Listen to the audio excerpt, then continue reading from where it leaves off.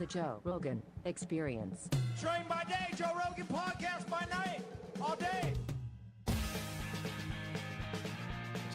How are you, sir? I'm just fine, Joe. How are you today? I'm great. It's very nice to meet you. Yeah. Well, it's great meeting you. You know, I've been getting email over the last 5 years that says, hey, Tom, you need to be on the Joe Rogan Show. Tom, why haven't you been on the Joe Rogan Show? And I get that. And I say, hey, guys, you just don't walk into the Joe Rogan Show and say, hey, here I am. I want to talk to Joe. You guys are going to have to write Joe and see if you can't get him to invite me. Well, something happened. Either one of those got to you or you just found out about it on your own. But I'm glad to be here. I'm glad you're here, too. I pretty much found it organically. I think someone suggested it. I think people have suggested it over the years, your books. And then I started reading one, and I got very interested in it. I was like, wow, this is pretty crazy. Like, well, let's just get people to the beginning of My Big Toe. How did you first begin with the research? Well, actually, it all started while I was in graduate school, working on my PhD, and I was, I'd passed all my tests and everything, so I was doing research. And the research I did was experimental nuclear, but it was low energy nuclear. And we had this big, like 4 or 5 story tall Van de Graaff generator that produced the high-speed particles. You know, now that's different from the high energy particle, you know, which is hugely expensive. And you wait in line for long times to get on one of those accelerators. But this was owned by the university. And when that machine was working, you took data. And if you were awake for 3 days in a row taking data, well, that was just one of the prices you paid. Because if you stopped, I got to go to bed, there's a good chance that the machine would break and it wouldn't be working when you got back. So if it was working, you stayed with it. And I saw this ad on the door that said, learn how to meditate, and it had a bullet point, and then one of them jumped out at me and said, you can get by with less sleep. I said, I need that. You know, so I went and took my banana and paid $25, a special student price, and learned how to meditate. And it turned out it was a natural for me. Very first time I tried, I thought I had been sitting there for maybe 10, 15 minutes, got up when somebody tapped me and said, it's time to go. And I thought, it just started. And it turned out I'd been there like an hour and a half. And it's like, I just lost part of my life. You know, this is amazing. And from then on, every time I meditated, it was sort of like that. You know, I would get deep in it instantly and have a lot of interesting things going on. And one day, I was sitting there in a meditation, and then I started thinking about the software I was writing. And back in those days those days are in like the middle to late 60s. You know, in those days, the computer was one computer for a whole university, and it took up probably 10,000 square feet, and it was probably about 1/100th as powerful as the one that's in your cell phone. And there were no debug programs. There was nothing. You put in your run, and they send it back with a message that says it bombed. That's all the output you got. You know, maybe you get part of a printout if it got to some of your print statements. So that was back in the old days when working with a computer was a lot more problematic than it is then. So I was just thinking about it. I'd had some things bomb and didn't know why, and I was searching through my card deck, you know, if you can think back that far when computers were fed by punch cards. And it was really hard to debug because, you know, some of the problems weren't even real problems with your code, but the hole was a little off center. The card punches were all mechanical things, and they wore out, and they had cams and gears and stuff, and they could punch off a little off center, and the machine would throw it out, and all you get is a message that says your job didn't run, it bombed. So I started thinking about it, and when I did, I saw in my mind, this roll just like coming off a roll, and there was my programs coming down there, and then I saw one that was red. Most of them were black on white, like you'd expect. It's like looking at a printout. And it would go through my card deck, and I'd see one with red, and I'd stop it, and I'd look at it, and noted it. And then I'd find the next one. I found like 3 or 4 of them. And then next time I got back in the lab, I looked at those cards, and I found errors on them. And I said, holy shit, what's going on? Now, I'm a young 26-year-old physicist, and in my mind, reality is created. Reality can be defined in an operational state. If you can operate on it, if you can do something with it, if you can interact with it, then it's real. If you can't, it's not. And that's, of course, a materialist viewpoint, that material stuff is real. Stuff that's not material is either not real or irrelevant because you can't interact with it. So what's the point? So when I got that startled me, and I started to play with it more. And I found some errors that indeed were card punch errors. And I thought, that's not even errors in code. how do I know that that card has a punch arrow? Because it's very hard to tell when you look at it. They all look fine. You can't tell something that's a 1/10 of a millimeter, out of line. 30 seconds But to battle. I realized, geez, there's a whole nother part of reality that has to do with consciousness that I don't know anything about. I'm a physicist. Physicists model reality. That's what they do. And here I was, right in my face. There's another part to reality that's consciousness-centered. So that's really where it all started. And then some years later, I left graduate school. I take a job. My boss tosses me a book called Journeys Out of the Body by Bob Monroe. He said, hey, we found it. Read. First he said, read the book. Tell me what you think.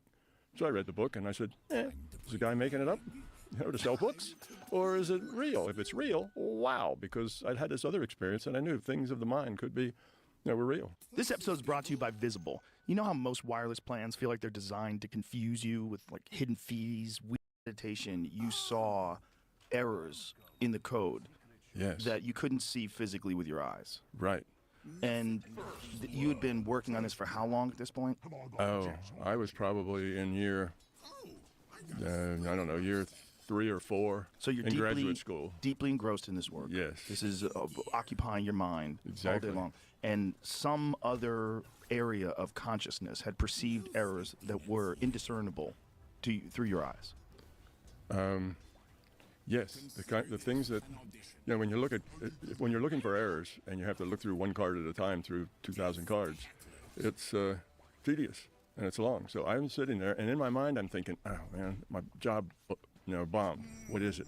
What card is it? Which, what's the problem? So I put that, it's kind of, I didn't intend to, but just thinking about it, I put that intent out there. And when I put that intent out there, I started seeing my lines of code.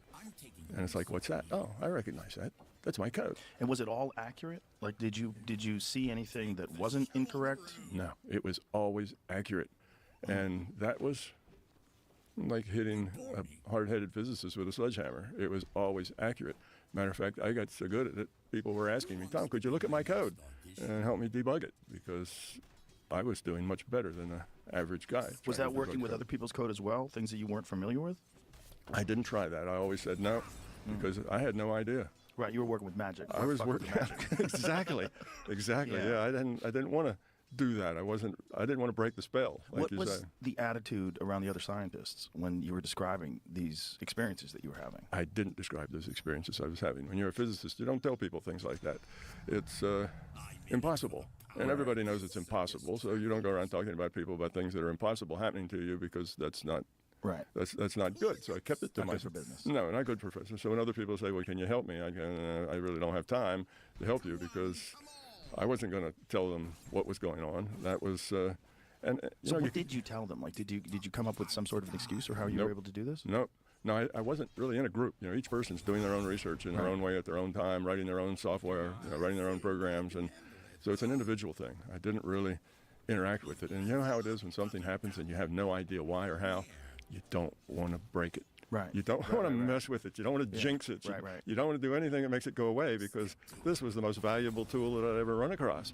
And I could just do it in my mind. And that got me wondering. And like I say, I thought, well, there's another whole bunch of reality that's out there. And I didn't even know it was there. But I want to learn about it. I'm a physicist. I want to model reality. And I've been living in a subset of reality. There's more. And that stuck in my mind. So when I got to this job and they mentioned Bob Monroe, I never heard of him. But I read the book. But I was thinking, wow, now that's interesting. Because at that point, I knew the mind could do some very unusual things. And I was lucky that they found out that he was only about a 45-minute drive from where I was working. And we all got in a car one day and went out to see Bob Monroe. And my point was, is this guy nuts or what? Right. Is he making money by telling stories, or is he real? I found out he was real. He was a very open kind of guy. Matter of fact, he reminded me of engineers that I've been working with. Matter of fact, all, left brain, logical process. Had no idea how it worked or what was going on with him. It just happened to him. And how did Bob come across this? Bob experienced it just, I guess in a way, sort of like I did. It just happened. He didn't try it. He wasn't going for that. He wasn't interested in psychic phenomena. It wasn't anything like that. It just happened to him, and it terrified him. What is this? He thought maybe he was dying. He thought maybe he was insane. He found a psychiatrist, I think, Charlie Tart maybe comes to mind. He found somebody. he went to them, and they said, Bob, you're sane. You're perfectly sane. What was Bob's experience? Like, what was his particular revelation? His experience was that he was taking a little nap, and he found himself outside his body, in the air, floating, looking back at his body. And that's what frightened him. So then after a bit, he realized, well, it keeps happening to me, whether I want it to or not. You know, Charlie told me I was sane, so let's play with it.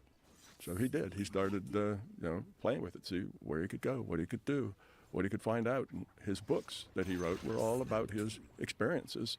And his books are just like a diary. You know, he'd go out of body, and I was going out to the lab like 15, 20 hours a week, spending with him. And he'd tell me about what he just saw the night before, that kind of thing. So he was doing it, and he was taking notes, writing it down, and posed questions the next time. So it was all just an organic thing that happened to him. And he started this, he built a building, called it a lab. Didn't have anything in it that looked like a lab. It was just a building. And it had 3 what he called check units. I don't remember what check was, but Bob loved acronyms. You know, he should have been a government employee. He loved acronyms. And he had these check units, and they were all isolated. One of them was electromagnetically isolated, a Faraday cage. And the other were just acoustically isolated. So you could go in one room and shout, and nobody would really hear you. They might hear a little bit of a peep. So anyway, he had this lab, and he was sort of like the, build it and they will come. Mm-hmm. He built it, and he was, in his mind, some scientists would come and study consciousness, because Bob wanted some science to explain to him, what this was and how it was working. He knew there was some mechanism involved. It wasn't just random stuff going on. There was some mechanism for some purpose, and he wanted to find out why. He didn't like being the weird guy, the crazy guy who had these weird things. He wanted it to be science. He wanted to understand it. So I was out there, and he looked at the whole group. I was there with about, 12 people or so, and he looked at her and said, you guys are all technical. You're all scientists and engineers.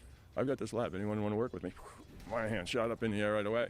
And somebody else that was there too, Dennis Menrick, his hand shot up too. Both of us had just gotten out of school. That's what you do when somebody asks you a question, your hand goes up, So there I was, a student still sticking my hand up in the air. And he said, okay, a couple of weeks from now, come out to the lab and so on. So that's where it got started. So Bob's initial experience was completely organic, right? He was just taking a nap. It wasn't something he was searching for. No, just happened to him. And then did he develop a protocol to get back to that state? Did he try different methods? He did. He played with it. And I don't know that he tried many different methods. He very quickly came to the metaphor of, I just roll out. Roll out. Roll out. He would be lying there in his body, and he would feel a pulsation state. And he measured it as best he could, and he said it was around 4 hertz, 4 beats a second. And he'd feel this, as he'd feel his body pulsating. He'd feel his mind, kind of pulsating. And when he got that pulsation state, he would just roll out, and he'd find himself out of body. And he wrote that in his books, and now there's like, 500,000 people lying in their beds, going like this, trying to roll out. But that was Bob's metaphor for his process. Right. And there's all sorts of processes, but all these processes are just nothing but tools. There isn't any process. Everything that's going on is going on in here. It doesn't have anything to do with whether you roll out or climb up a rope or do anything else. That's a tool that you use to try to get your mind in the place it needs to be. It's not really a tool that is fundamental or that works. What would you describe it as? Like, what are you trying to access? Like, when you're doing this, when you're trying to achieve this state, consciously, what are you thinking? What you're trying to access is what Bob called, you are asleep but wide awake. Asleep and awake at the same time. So your body goes to sleep, but your mind remains awake.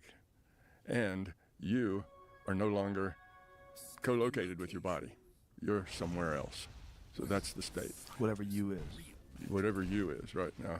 Yeah. Now, he coined the word out of body. Before that, it was called astral projection and a couple of other terms. But he coined the word out of body, and that's unfortunate because it makes people think that you are somehow inside your body, the soul or there's lots of different names for it, and that somehow comes out of your body and then goes experience, but that's not the process at all. That's not what's going on. But what is the process? The process is entirely consciousness, and what happens is you just shift your mind to a different data stream. In other words, our reality, well, maybe I got to start in the beginning. Go right to the bottom line, and nobody will understand it, and they'll think it's a little weird, but we can backfill later. And that is that we live in a virtual reality. This physical reality is computed. Now, it's being computed by consciousness. Consciousness is individual in us, but it's also, there's a system of consciousness, and we're just a piece of that system. Okay, so think of what that means. If virtual reality has some very fundamental attributes. 1, there's a computer. 2, there's a player. 3, the computer computes some virtual space that allows the players to see what's going on and who's interacting with who. So the virtual reality actually doesn't exist. It's just computer-generated eye candy for the players, so that the players know where everybody is on the field and what they're doing. So here you are, and you are not a human. That's an avatar. You are a piece of consciousness. You're a piece of consciousness that's a chip off the old block. You're a subset.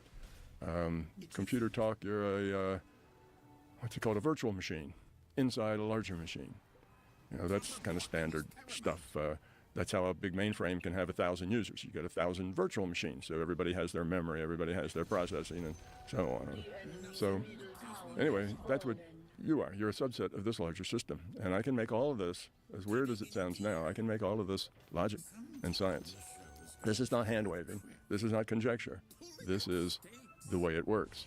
And I have done the science very meticulously, and we can discuss that too. But this is the way it works. And this is the big paradigm shift that the sciences have been looking for the last 100 years, since quantum mechanics was started, and everybody realized that they didn't really understand the world after all. So anyway. So you are a piece of consciousness. Yes, you're a subset of this larger consciousness system. So you're getting a data stream. That data stream, you're the player. The data stream defines your reality. Just like if you're playing World of Warcraft, you get a data stream. That data stream is displayed as 1,000,000 pixels on your screen, and you look at those pixels and you see rivers and streams and people and houses, and you turn that data into physical reality. And that's the way it is with us. We're getting a data stream. Out of body, you just shift to a different data stream. There's other things going on. There's The Sims playing someplace else. You shift to a data stream, and now suddenly you're not in a World of Warcraft reality anymore. You're in a Sims reality. So that's how you really go out of body. It's entirely mental. It has nothing to do with, it's just consciousness. It turns out all things paranormal, like out of body is a paranormal thing, all things paranormal happen with the intuitive side of your mind, not the intellectual side. And as much as people try to get there from the intellectual side, they fail. They can't do that. You have consciousness has 2 different ways of processing information. One is logically, that's the intellectual side, and the other is intuitively. Okay, that's the intuitive side. So you have these 2 pathways. Now in our culture, we work on that intellectual side, that logic side, and we hone that. We start learning things in kindergarten and up, and we learn that, and we hone it, we get good at it, we go to school, we go to graduate school. The intuitive side, science tells you it doesn't even exist. We don't work at it. But if you do work at it, if you put serious energy over a serious amount of time into that intuitive side, you find out that it's just as reliable, just as accurate as the intellectual side, except there's a big difference between them. On the intellectual side, you've got logic. But logic needs data. If you're going to use deductive logic, you've got to have data to plug in order to see what's logical. And most of the time, we don't have the data. The questions and the things we want to know that are really important, like should I marry Sally or should I marry Sue? There's no data that you can put in to come to a logical conclusion. And only the most trivial things do you have enough data. Where are my car keys? Well, where was I last? When did I get out of the car? What jacket was I wearing? What pants was I wearing? To go check the pockets. Then where did I go? And logic can help you out because it's a simple problem. But if it's a not so simple a problem, logic has its limitations because you don't have the data. On the intuitive side, it's totally beyond logic. There is no logic. You just know. It just happens. The information comes to you. It's intuitive. And on that side, it takes, just like the intellectual side, a lot of practice and a lot of work in order to hone that and educate it and understand it. But when you do, you get information. There is information available to you. There's a database out there, and that database is required. The reason it's there is because it's required for the rendering. You have a The larger conscious system configures a piece of itself to be the computer, and that computer, in order to compute this reality, needs information, needs data. So it creates a database from which it takes information and helps it create. So the rendering engine needs that, but you are really a piece of consciousness. That information is in the consciousness system. You're a piece of that, so you have access to it. The Hindus called that the Akashic Records. Yeah, that's what they called it. But everybody who has learned how to control and work with their intuitive side knows is that you can get information comes to you. Now, sometimes it's precognitive, that comes from the future problem database. Sometimes it's historical, sometimes it's all kinds of data. So out of body is you just switch to a different data stream. Now you're in a different, what I call reality frame. So that's what that is. The paranormal, all of those things are just the way consciousness works. There's a few things about consciousness, few facts of consciousness. One, all consciousness are netted. So you can interact with any other consciousness, and that includes your dog or your cat or other people, and you can trade information. And humans do that all the time, but they're not aware of it.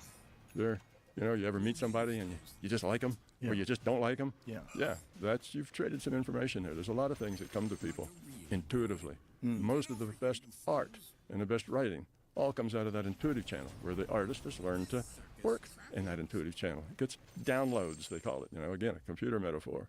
So that exists, and very few people really learn to develop that intuitive side to the point that it is really reliable. Artists do, but only in as much as they can do their art. Or writers, only in so much as they get downloads about the plot and the story and the characters. Yeah. So there's a lot of things, though. The remote viewing, the healing with your mind. No, that's not data out of a database. There's another attribute of this system. It's kind of our feedback for us to see how we're doing, and that is that in this database, things are in terms of probability. Probabilities that thing will happen. What are the possibilities and all the probabilities of those possibilities? Okay, that's how the database is constructed. And it's constructed about the future. Okay? In the next 10 to the minus 44 seconds, what are the possibilities and what are the probabilities of each possibility? And the way the system works is that it takes a random draw from that probability distribution of the possibilities, and that's what happens next. Okay? That understanding that lets you understand quantum physics and how it works, and lets you understand that the silly thing about, the probability distribution collapses to a physical particle, that doesn't make any sense. Probability distribution is mathematics. It's running in a computer someplace. How does mathematics running in a computer collapse to a physical particle? It makes no sense. That's not what's happening at all. What's happening is that reality is created by these when I say a random draw, it's not a random draw from the possibilities, but from the probability distribution of the possibilities. That means the things that are more likely have a higher probability of coming out. The things that are 1 in a million have a very low probability of being drawn, but sometimes they are drawn. Things happen 1 in a million now and again because sometimes they get drawn. Here's an example. A scientist gets a better telescope, and he's going to look into a piece of space farther out. Nobody's ever looked into that space before, so nobody knows what's there. So it's an unknown. Okay? So now humans do what we call in science take a measurement. So he's got this new device. He looks up at this piece of sky with his telescope, and that's taking the measurement. When he takes the measurement, a random draw is taken from the probability distribution of all the possibilities. There's lots of possibilities what might be in outer space. It could be one of, say, 1,000 things. But one, there's a constraint. It can't be something that doesn't fit. It can't be something that's cockeyed with what we already know. It has to kind of fit into historical background. So that's one constraint. But all the things that would fit in are still a large number. So then the random draw is taken. That's what he sees. That's the picture he gets. That's what's in his data stream that's defining his reality. Okay, now, he stops. He says, great, took that picture. It's wonderful. I'm going to publish that. Okay, now, when he does, that's known now, and anybody else who can look there will see the same thing. That's become part of our virtual reality. It's come into the virtual reality because that's how things come here. And a simpler metaphor or a simpler explanation would be, you dig a hole. You go to your backyard with a shovel and you dig a hole. What's going to be in there? Well, you live near the Gulf Coast, could be a gold doubloon. You might get a dinosaur bone. You might get a rock. You might get dirt or roots. And you dig that dirt. Nobody knows what's in it. Random draw, probability distribution. That's what's in the dirt. Well, the highest probability is there's going to be dirt and rocks and roots. But there's some probability, maybe 1 in 100,000 or 1 in a million or 1 in 10 million, that it's that gold doubloon if you're down near the Gulf Coast, where the Spaniards spent a lot of time exploring. So if that happens to come out of that random draw, then there's gold doubloon there. So you see, our reality is not what people think.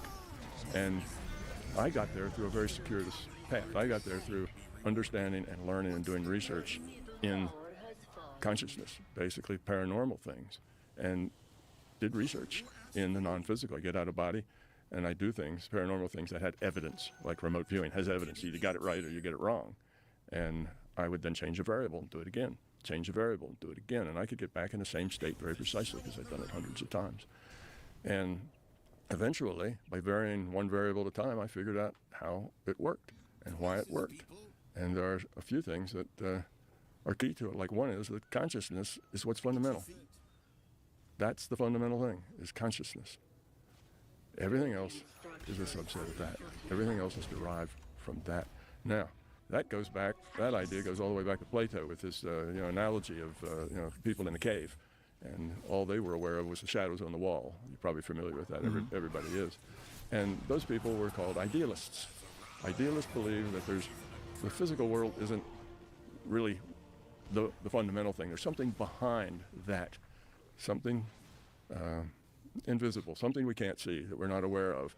And the physical world is just the kind of the thing we interact with, but it's not the real thing. The real thing's behind it. Idealists. So they turned out to be correct. That is right. But the idealists got stuck. And if you talk to idealists now, you'll see what they're stuck on is that, well, and that most of them at this point think that consciousness is that thing that's out there. And you say, well, if consciousness is fundamental, then you need to be able to derive physics from it. So can you do that? And they say, well, no, they can't. But I can. And I did. I can derive physics. I can derive quantum physics. So I know how quantum physics works, and it's not weird science at all. It's a logical science, just like all the rest of the branches of science. Once you understand it, all those mysteries just fall out. Fitness isn't just about what you do in the gym, it's also about your nutrition, but even with the best diet, some nutrients can be hard to get, and AG1 can help fill those gaps. AG1 delivers optimal amounts of nutrients in forms that help your body perform. AG1 makes foundational nutrition easy because there aren't a million different pills and capsules you have to keep track of. It's just one scoop mixed in water. It's such an easy routine to keep in the mornings. Ingredients in AG1 are selected for absorption, nutrient density, and potency, and are intentionally picked to work in sync with the whole formula for optimal impact. They're seriously committed to quality. AG1 is tested for hundreds of contaminants and impurities, and they're constantly reformulating their recipe to dial it in. This is all part of why I've partnered with AG1 for years. So get started with AG1 this holiday season and get a free bottle of vitamin D3, K2, and 5 free AG1 travel packs with your first purchase at drinkag1.com/Joe Rogan. That's a $76 value gift for free if you go to drinkag1.com/Joe Rogan. Seriously, get on this. I'd like to get back to that, but I want to talk to you about intuition. Okay. Intuition is something that some people struggle with. Have you determined any psychological barriers that exist that might be a part of some people's personality or some people's way of viewing the world that inhibits them from correctly interpreting intuition? Absolutely. There's a lot of things that inhibit using the intuitive data stream. The data stream's available to everybody. Everybody can develop it. Well, why are some people like yourself like instantaneously almost successful with it, whereas other people, their whole life, they struggle? I was well, I hate to say this because it sounds kind of, tooting my own horn, but go ahead.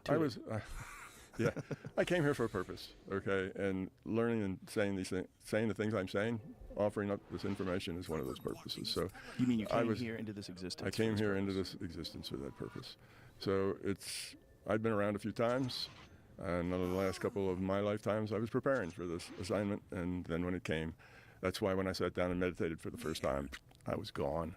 So you think you've had many lives where you've been on this path? Now, yes, and I'll get back to the question of what those problems are, but yes, and I don't come to that since I call it experience packets, because I don't like to use words that are attached to religion. I don't call it incarnation. It's an experience packet.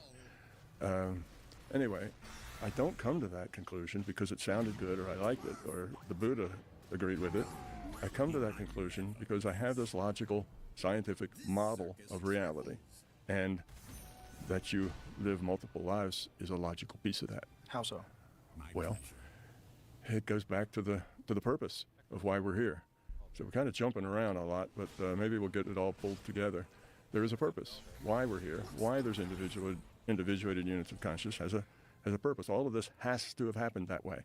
This model of reality that I have is a logical model, and it's not a logical model in the sense that these things could happen, but these things must happen. You can reduce the logic down. There's only one path that really works, and that path leads us to be here for a purpose and a reason, and that requires us to where are they going with that? That requires us to make choices, and those choices depend whether or not we and the system evolves or de-evolves. It's a part of this larger process of how things work. Okay. What was that past question? Well, we started off with intuition. What are the psychological barriers that keep people from recognizing intuition correctly? Right. Yeah. Well, then we pop to something else. But let's talk about that. Let's go back to that. Okay. One of the main things in our culture, now I say our culture, because there's other cultures that don't have as many barriers to intuitive connections. Our culture values the intellect above all things. If you want to be successful in the world, you need to learn to hone that intellect. You need to speak properly. You need to understand things. You need to read books. You need to learn. Now, whether you do that in a school or whether you do that on your own, doesn't matter, but you need to learn. We value it. We don't really understand or therefore value the intuitive side very much right now. That means we're out of balance. We've got these two different ways of processing, and our intellectual side is developed. Our intuitive side was probably better when we were 2 years old than it is now. Okay, so it's atrophied. It's just sitting there basically unused. Now, this unbalance causes that intellectual side to be dominant. Actually kind of plays the role of the bully. It's dominant. When you start doing things on the intuitive side, that intellect jumps in front. So let's say you want to talk to your dead Uncle Fred. So you close your eyes, you get in a meditation state, and you go, "Uncle Fred, are you out there?" And you hear "Yeah, I'm here." The intellect jumps in and says, "What was that? Did I just make that up? Was that in my imagination, or was that real?" Well, the intellect butted in, doing analysis, trying to make judgments, and the intuitive process is gone. It breaks it. So that's one of the biggest things, because we're so out of balance in our Western culture. Western culture's all over the world now. It's a world culture. It's a culture of manufacturing and business and that sort of thing. So anyway, that's the biggest thing that keeps people from going there is their intellect. They have to work through that intellect, always butting in to it. Now, another thing is, let's say, and it's all tied to the intellect, another big problem is people who want to learn this. I really like to learn this. I want to experience it firsthand. They have a desire, a strong desire to go out of body or to be able to heal or remote view. I want to do it. All right, so they close their eyes and they get in their meditation state and they think, "I want to do this, I want to do this." They'll never do it because their intellect is in the process of wanting them to do it. It's a need they have. So if you try too hard, you prohibit it. If you really want to do it to a point that it's important to you, you inhibit it. The people who are most successful are the people who come in and, I don't know, could be true, could be false. I'll just go through the motions and see what happens. They're relaxed, they're open, and like this one I teach all these things, and I have a course you can get on my website that'll explain to you how to go out of body and how to do all these things, how to heal with your mind, how it works, why it works, what you can do, what the problems are. I give you a binaural beat to put you in a meditation state, and then I explain it to you, then I give you a chance to go do it. You come back, we discuss it, you go back, do it. It's just a practice thing. It loops. It's like a 5-day program, and I've reduced it to 5 days worth of audio because the pictures really don't matter. And it's at my website. But anyway, so I've had a lot of experience with people trying to do these things. I've talked to literally thousands of people that I've tried to teach.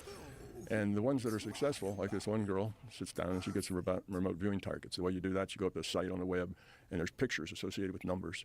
And you ask for 10, say, and they'll give you 10 numbers. Each one of these numbers is associated with a very particular picture, and your job is to remote view what the picture is. So she'd never done it before, and she was very casual with it. And she goes through and she did 12 of them. And after the 12th one, she's writing them all down on the paper. Oh, okay, this number, I got this and this and this. The next number, I got this. And she's drawing pictures and writing them down on paper. And she got done through 12, and she said, well, before I do any more of these, let me go back and see how I did. She got 12 right, spot on. And she said, wow, she was blown away. She actually squealed, so I got everybody's attention in the room, you know. And then she thought, oh, I'm good at this. I can do this. The next 5, wrong. Didn't get any of them because now she was involved with it. Her intellect was interfering with it. She wanted to do it. She knew she was good. Like, well, if I could do that without trying, I should be able to do better if I try. No, if you try, you won't do it at all. So the attitude that succeeds is a very casual attitude that's just open to things and is not trying. It's just open. And then it happens much more easily. Now, when it does happen, if the person is in denial, that's another thing. If you've got this belief, strong belief that it's impossible, or even a strong belief that maybe it's possible, but you can't do it, then as soon as things happen, your intellect will jump in with that belief and gone. So yeah, there's lots of things. Now, here's another thing that is a problem, and that is that people who haven't trained themselves constantly have stuff going through their mind. I mean, if you look at a EEG, you'll see it's all over the place. If you look at those color pictures you get out of the computer, you see the colors are doing this, and they're changing. These are thoughts and things constantly going through your mind. Well, if you're just open to information coming and your mind's got all this background noise in it, it's hard to pick the signal out of the noise. So that's why people say, well, first step is learn to meditate, because that's an exercise where you learn to quiet your mind, get rid of the noise. So a typical person has a pretty noisy mind, and that's the problem. But that just takes some discipline to get rid of the noisy mind. So these are some of the things that inhibit it from happening in kind of the average Westerner. They get out of balance, too much intellect. They either want to do it or they're convinced it's impossible. Both of those will shut it off. They What is happening? What is happening when you want to do it that's interfering? What is happening with the intellect when the intellect interferes? Like, what is disturbing or disrupting the signal? It's like the intellect is up on the edge of its chair, looking, watching, ready. You know, I want to talk to my dead Uncle Fred. Okay, where is he? It's the intellect's in charge now. It's your intellect that's looking to try to find. You're not just relaxed, letting that intuitive channel open up and receive. So when you define consciousness, what is the intellect? Well, it's a way of processing information. And basically it's using logic as the process. That's the intellect. I've had these experiences, and here's what they've done, and that means that if I have another one like that, it'll probably be a similar outcome. All of that is using inductive mostly, but also deductive logic where there's enough information. That's the intellectual side. And how is that interfering with the intuitive? It's blocking the intuitive. It is, basically you can say it's bullying the intuitive side. You got these two sides, one's strong, one's weak. You say, I want to talk to my dead Uncle Fred.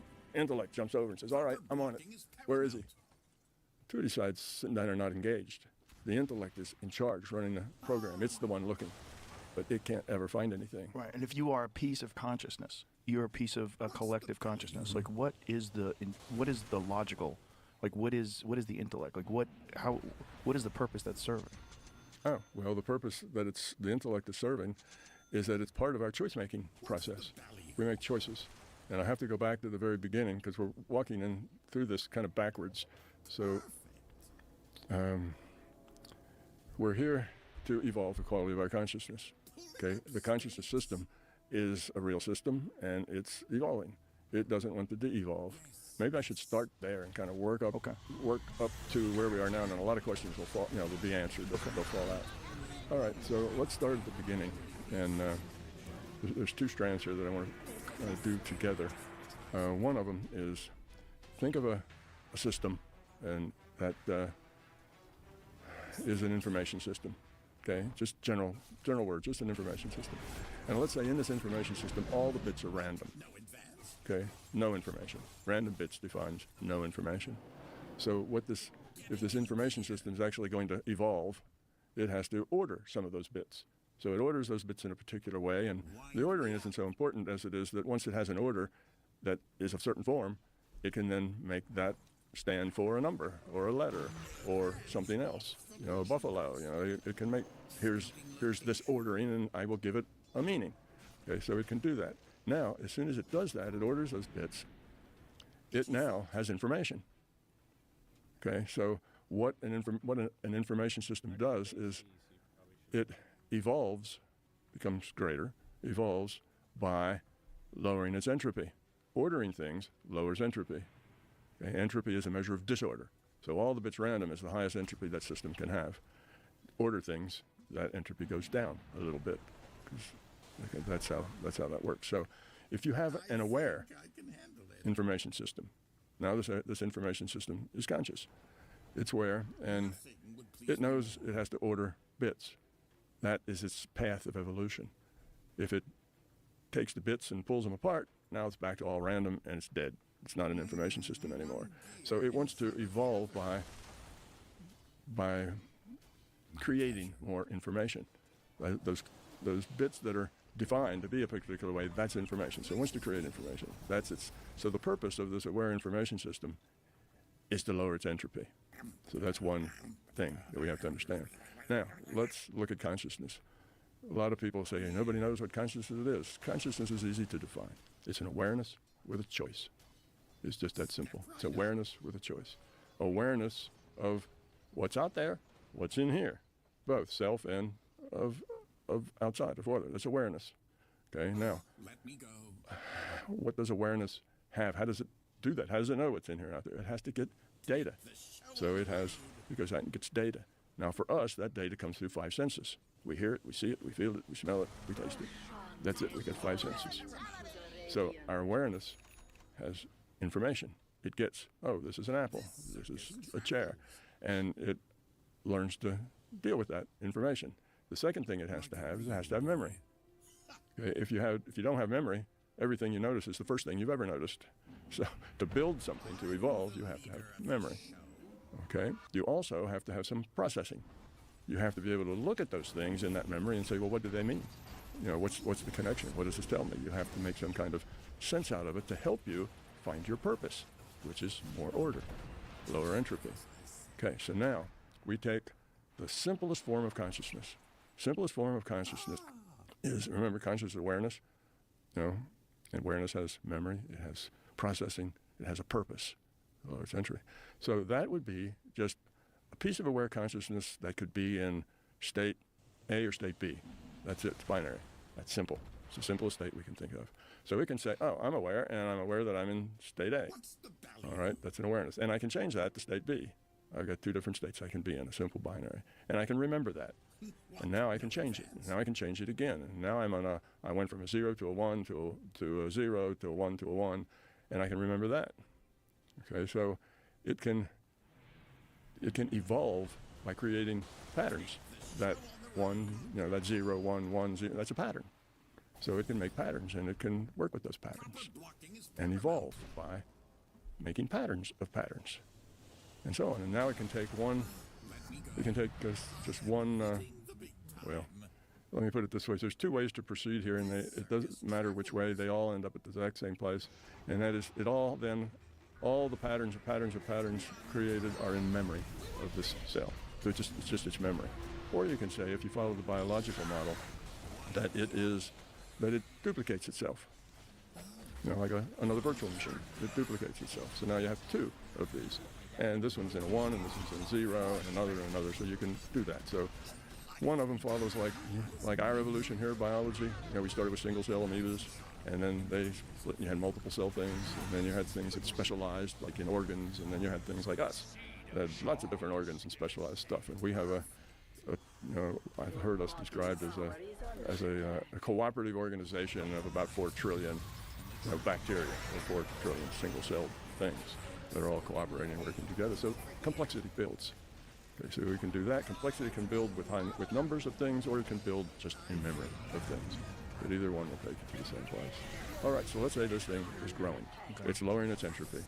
And it'll get to a point where it's done all the patterns that it can think to do, and it kind of stalls out, kind of hits a plateau. All right, then it can take one of its little cells and just oscillate it from 0 to 1 to 0 to 1 to 0 to 1. It just invented a metronome. Now, it can use that one, just sitting there going 0 to 1, to create regular time. And now it can have sequences of patterns of sequences. It can more complexity, what that does, and that's when regular time was invented. It's a technology consciousness creates. So then we have it growing.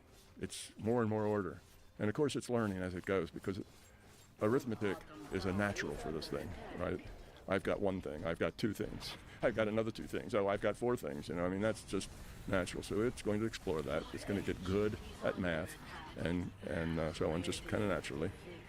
So it's growing. It gets to a point where it's stalled out again. It hits another plateau. It's this one big monolithic consciousness now that has thought of just about everything that it can think of. It's because it's just one thing, and it realizes that in order to grow further, I need to break off pieces of myself and give them independent free will. And now, we hadn't discussed free will up to this time, but our little unit that I started with, that simple thing, it was binary, had to have free will. It had to be able to choose between a or a B, or a 1 or a 0. So free will was that it could freely choose which one to bring up. So anyway, so it realizes that it has to do this. Well, our cells, basically did the same kind of thing. They had to split, and each one was an independent cell that now had to cooperate. So it said, I need to split. So it did. It created a bunch of virtual machines. That's what we are. We're one of those virtual machines.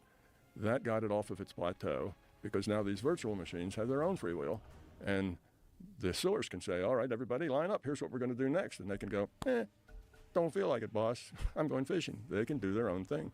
Now you have a bunch of different perspectives on things, a bunch of different attitudes, and the various pieces didn't all go through the same process. They all have their own processes, making their own choices in their own way. So now you're getting a much richer set of possibilities that you had when it was one monolithic thing. All right, now this whole set now, this whole thing is growing up with its subset pieces, is what I'm calling the larger consciousness system.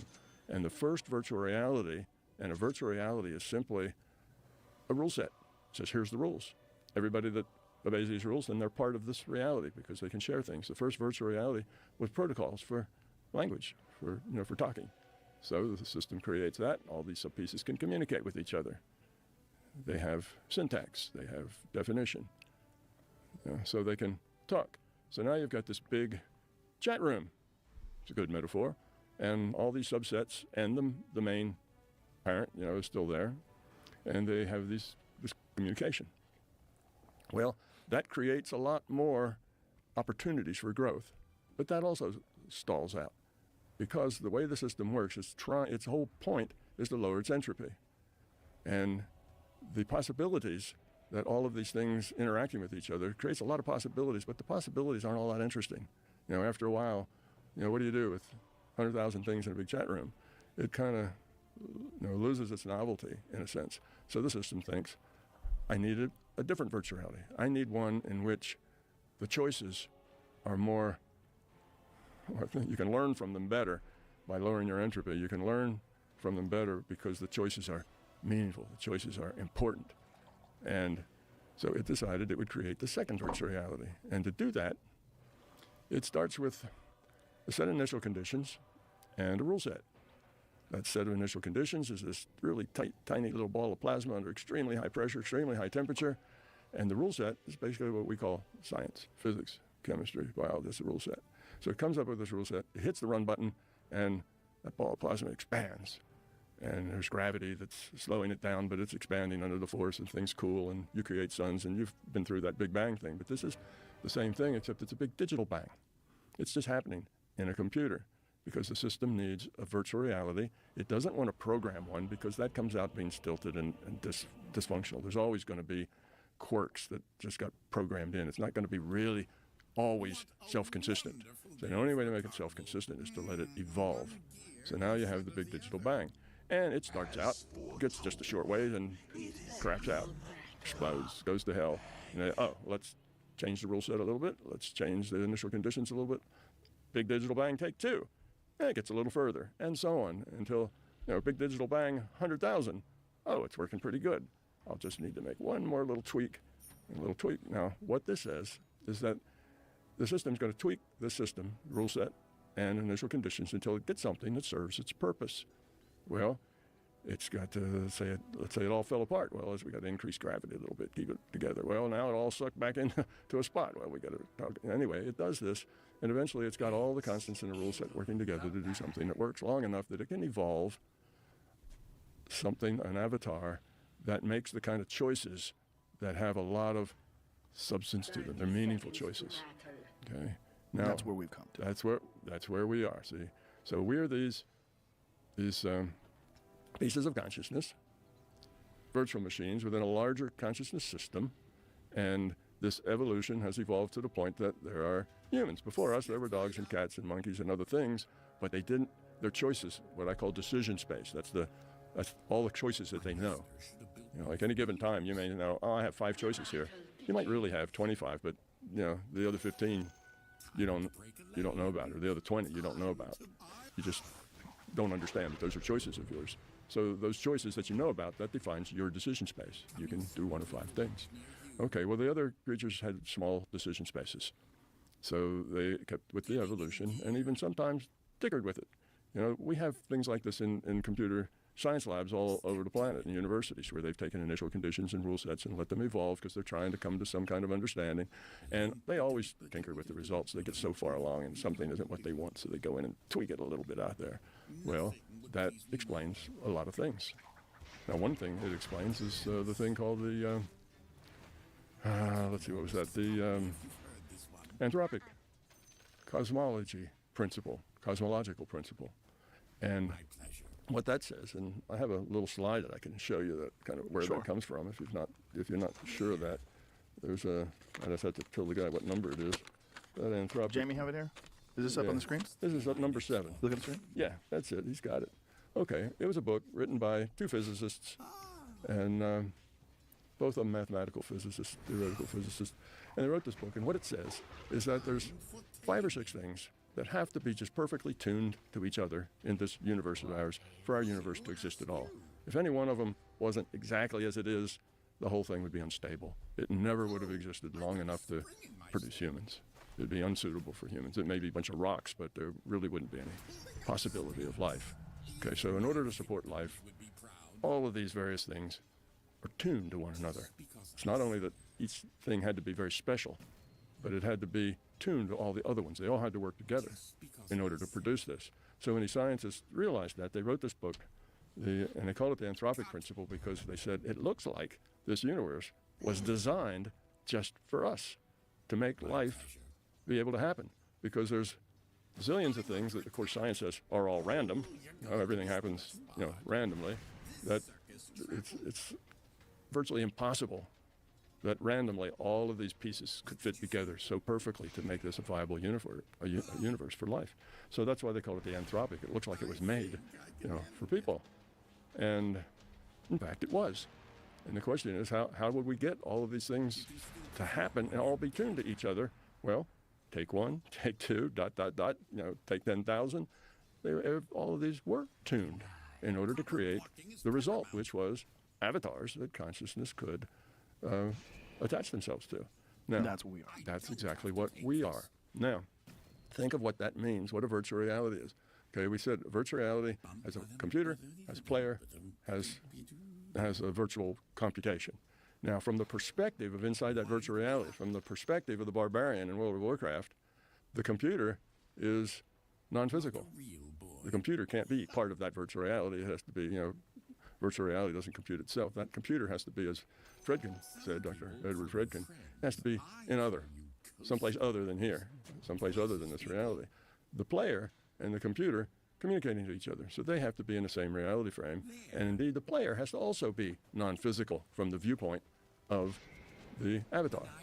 So if you're the barbarian and you're saying, gee, where did I come from? Well, the computer is non-physical, and the player is non-physical. Now, what's the player? The player is the thing that tells the avatar what to do. If you don't have a player, the avatar just sits there and wobbles to make you think it's alive, but it actually doesn't do anything. So you want that barbarian to run away or fight or cast a spell or something, you have to tell it. You're the consciousness. So the player is the avatar's consciousness. All right, now that tells us all sorts of things. So here we are in a virtual reality. We think that virtual reality is real and solid, just like the barbarian does.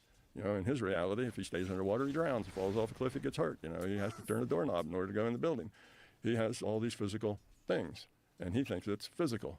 And the player and the computer are non-physical. All right, so here we are. Consciousness is non-physical. to us. It's not part of the body. It doesn't live inside your body and seep out through your head to go out of body. You are a piece of consciousness, and you have a mission, and that is to lower your entropy. Now, one last piece, and that is, when you have all these subsets of consciousness, they form a social system. They interact with each other. Well, in a social system, it's pretty obvious to see that that's interactive, that low entropy, which is the goal, is through cooperation, caring, helping, working together. And on the opposite side, I call that the love side. The opposite side of that's the fear side. On the fear side, there's not much cooperation because nobody can really trust anybody else. They're fearful. There's not much caring about anybody except yourself. It's all about you. You very quickly join up with others because if you don't, those others will take your stuff. Things that you've gotten, they'll take it away from you because they're bigger than you are. So 10 of you get together, and now you can take stuff from ones that are still single or the ones that have less than 10 because you're bigger than them. So if you let that fear side grow up to its natural logical conclusions, you'll have 3% of the individuals will control 95% of all of the worth, and everybody else is a peasant. And these will all be hierarchical. You're going to have a bunch of hierarchical things with the guy on top, and then the next level down, and the next level down, until you get down to the peasants at the bottom of this pyramid. So that's pretty much the way our culture is here on this planet. We're on that fear side, and our job is to evolve toward becoming love, kindness, caring, helpfulness. Instead of what's in it for me, it's how can I help? It's just that kind of an attitude. So if you look at this, you see we've kind of derived a whole lot of things about us. Not only have we derived the answer to this paradox about the anthropic principle of how that could come about. How could it be tuned when everything has to be random? Physics says it's always just random processes. Random processes, and you got these 6 things that are all perfectly tuned to each other. Impossible. So particularly in a evolving universe where there are billions and billions of possibilities. The possibilities were huge. And out of all those possibilities, just these things had to come together to make it work. Very improbable. So that gets us to the general idea. Now, with that, there's a few other things, but with that, if you take this as a model of reality, and like I say, I didn't just make this model up. I'm not a physicist that does blue sky. I'm not a physicist that's into conjecture.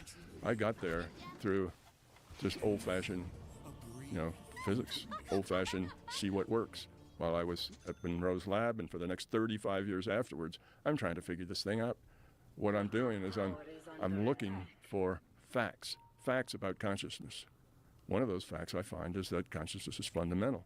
And I know that because I can do things in consciousness that affect the physical. But there's nothing I can do in the physical that actually changes consciousness. So the arrow of causality is from consciousness to the physical. And I repeated those kinds of experiments a lot until that became a fact for me. Now I understand that things that are a fact for me are not necessarily a fact for anybody else. Everybody else who hears this hears an opinion, not a fact. And that's as it should be. I tell people, if it's not your experience, then it can't be your truth. But there's no reason that you can't have the experience that gives you that truth.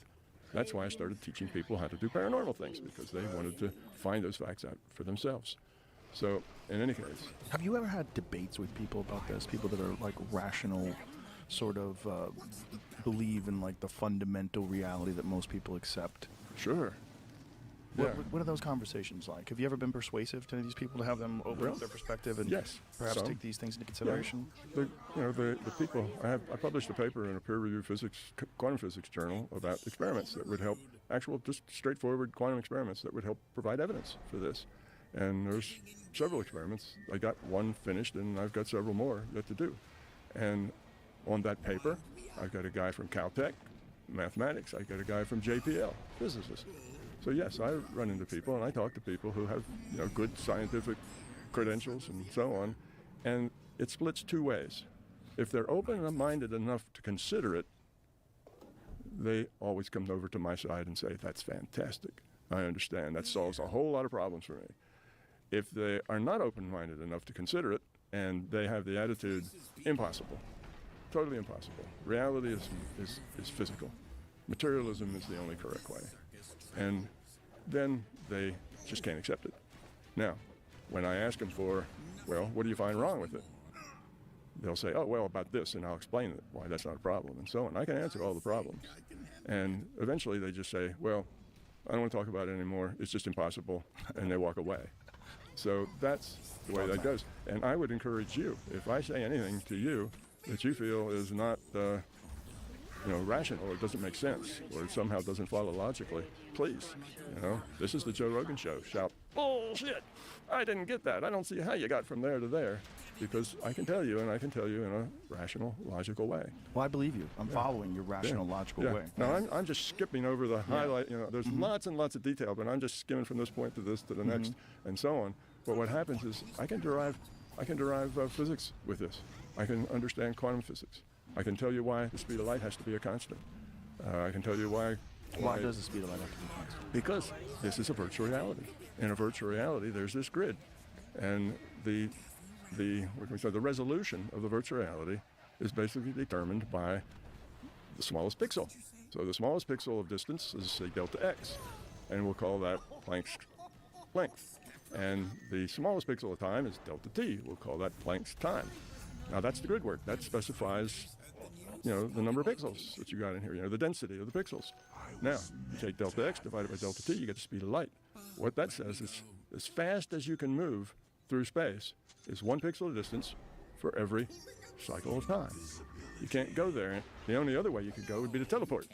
You're here, and now you're going to jump 10 pixels of distance in 1 unit of time. Well, that's just disappearing here and appearing over there. That's not a good virtual reality. It's a squirrely reality where it's hard to say what's, But isn't that the reality of quantum physics? Like when you're dealing with particles that exist and don't exist at the same time, they're like particles in superposition, quantum particles that are attached. No, all of that's done in probability. They have a probability to be different places. So it's all part of the probability. Yes, they have a certain probability to be here, a certain probability to be there, a certain probability to be some other place. And entanglement. And entanglement's simple. It's a if-then statement. If this changes state from a spin up to a spin down, well, the one it's entangled with over here goes from a spin down to a spin up, because there's a conservation of angular momentum in these spins. You get angular momentum from a spin, and you get angular momentum this way, and it has to be if one's up, one's down, then you have a conservation. The actual angular momentum is 0. If I change this one, now it's changed the angular momentum of the system, so that one goes that way. Right, but they are They're connected. It's not. These are measurable, right? Yeah, and one of them can be on the other side of the universe from the other one. And Spooky action at a distance. Right. Yeah. It's an if-then statement. That's all. It's just an if-then statement. This is code. It's a virtual reality. But you keep saying virtual reality. If this is reality, why is it virtual? Is it just that our understanding of what comprises reality is very limited by our belief in physical only? No, it's virtual because it's computed. It's a computed reality. It comes out of a computer. And what is that computer? Larger consciousness system takes a piece of itself, configures it as a computer. After all, it's an information system, right? So the universe is conscious. Yes, the universe is conscious. I wouldn't say, that makes it sound like the whole universe is a conscious entity, a thinking entity. No, that's not the case. The universe, how you create space? You make a point, you put 3 mutually perpendicular unit vectors at that point. You just assign space from -infinity to infinity in all directions in a 3-dimensional reality. That's how you create space. It's just a computation. But space is actually a physical thing as well. I mean, we can send a rover to Mars and then send photographs back from Mars. There's a physical thing that's out there that we're measuring. That's what virtual realities are. You can have a virtual reality where you have an Earth and a Mars, and you can spend a spaceship from the Earth to the Mars and investigate and all. That's not consistent with let's get to the reality. core of it. Like, what makes it virtual? If there is a physical thing that you can measure, how are you defining the entire thing as virtual? What makes World of Warcraft virtual? Same answer. It's computed from inside of it. Mm-hmm. If you're inside that, you have the perspective of the avatar. It's physical. Mm-hmm. Everything's physical, but it's actually computed in a computer. That's what makes it virtual. It doesn't actually exist as a reality or as a place. Mm-hmm. World of Warcraft isn't a little place someplace where barbarians and elves and things run around and fight with each other. It doesn't exist. It's just computations in a computer. It's a multiplayer game. And our reality, what we call, avatars, just like the barbarian. We look around and we say, this is physical. And it's got an Earth and it's got a Mars, and we can make rockets and we can go there if we're smart enough. And so could the barbarians if they grew up and got smart enough. So it's a physical reality. It feels like a physical reality. It seems like a physical reality if you are an avatar in that game. But now you have a player, the player of that barbarian, who is the consciousness of that barbarian. Now you have a piece of consciousness that's the player of this avatar. Tom Campbell, avatar. Okay, and I got a piece of consciousness that is talking to your piece of consciousness that's playing you. Right. So what makes it a virtual reality is that it doesn't actually exist anywhere. It's computed, just like the World of Warcraft. And in that World of Warcraft, or in that Sims game, you know, the guy at the bar at the Sims, he slides that mug of beer and it slides down the bar. And if nobody catches it, right off the end, it splashes on the floor, the glass breaks. All those things happen. Physical. From the inside, the viewpoint from inside the virtual reality is physical. So now you're a piece of consciousness. You're getting a data stream, just like you get with the World of Warcraft. So when you perceive the overall reality, what it really is, for lack of a better term, what do you perceive? What are you, when you're thinking of this virtual reality that we exist in as conscious avatars? Right. What is the overall thing? The overall thing is consciousness, and it's sending you and I a data stream. We get that data stream. We, just like you get the 1 million pixels of light and you interpret that into rivers and streams and houses and people. We get a data stream and we interpret it into this virtual reality. So that's what the big picture is. We, physical bodies, avatars. Consciousness is the player.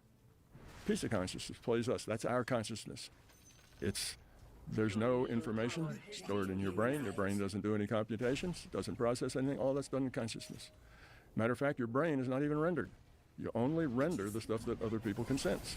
You know, that barbarian doesn't have a heart beating blood around inside his body, doesn't have a brain in his head.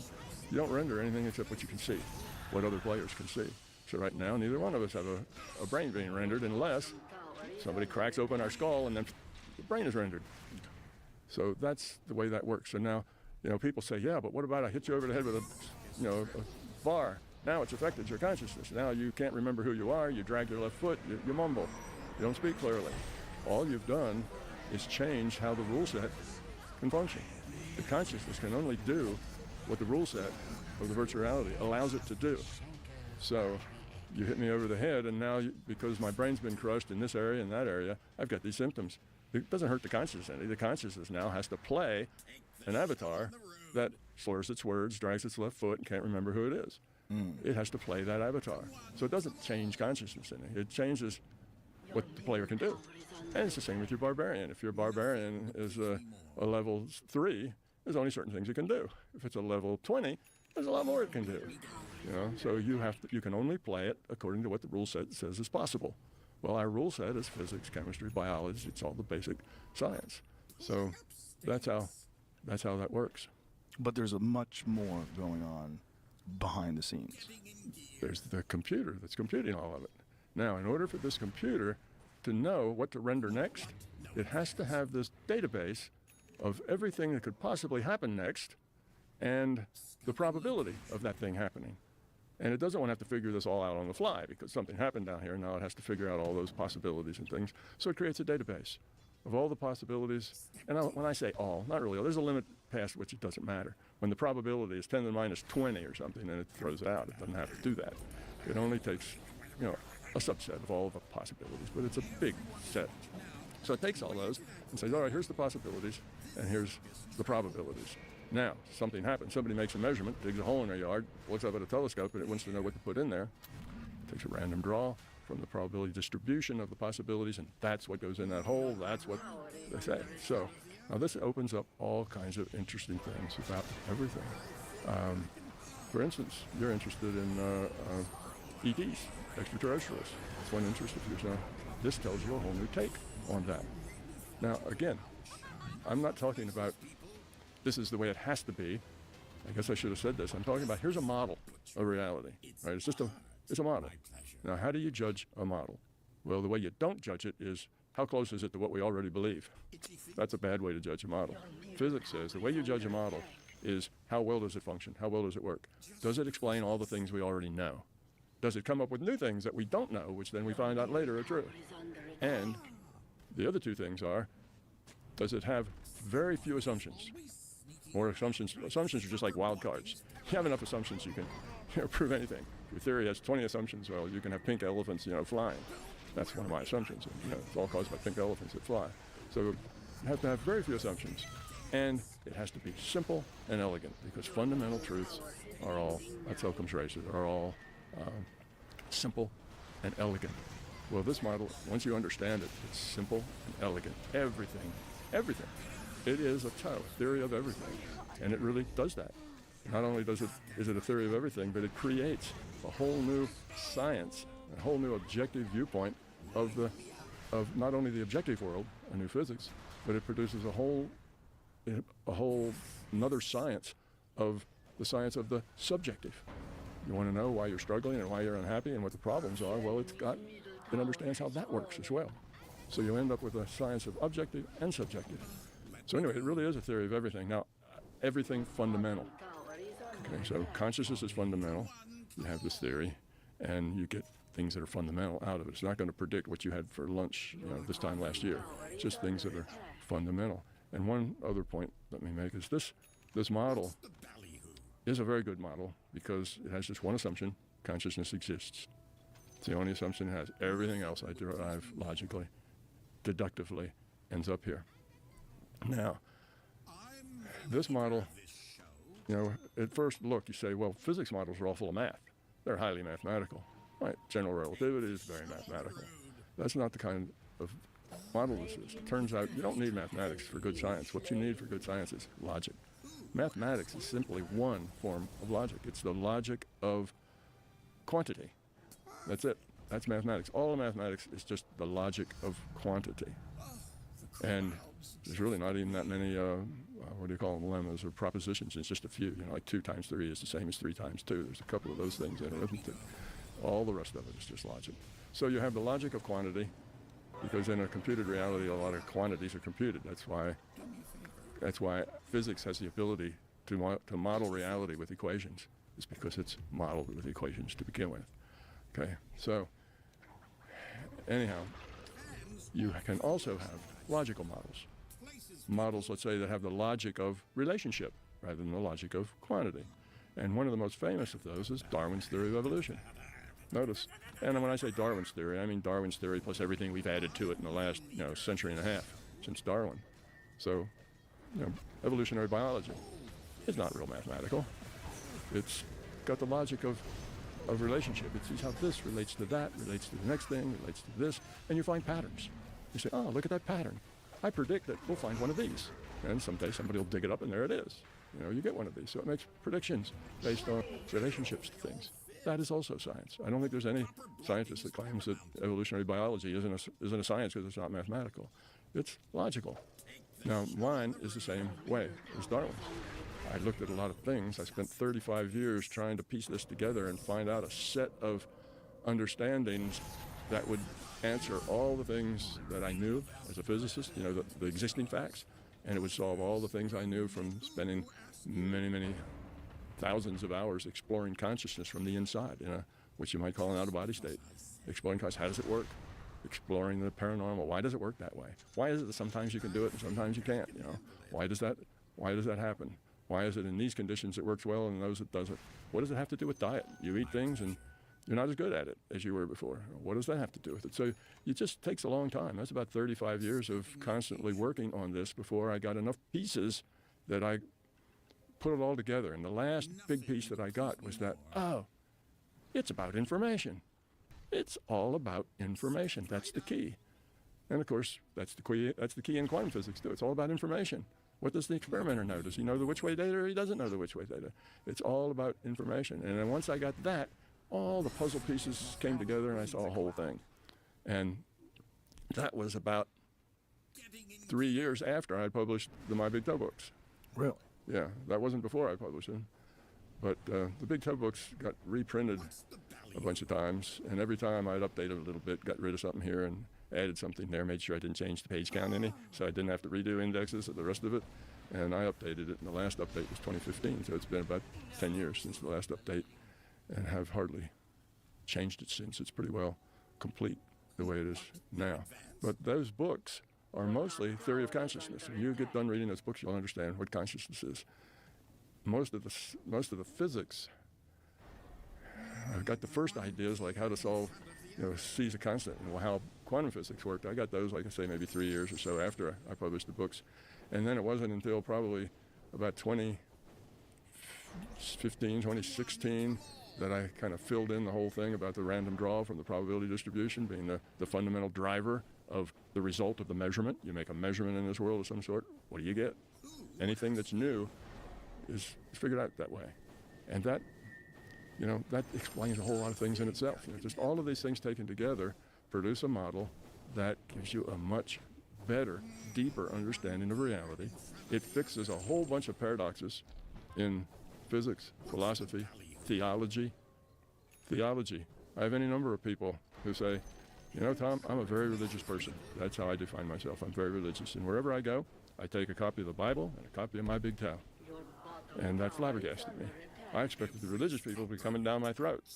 But no, they see that I have explained God to them. I've explained what God is, what it's doing, and why it's doing it. It's the larger consciousness system. So God is the largest consciousness It's system. evolving toward becoming love, lowering its entropy. Yes.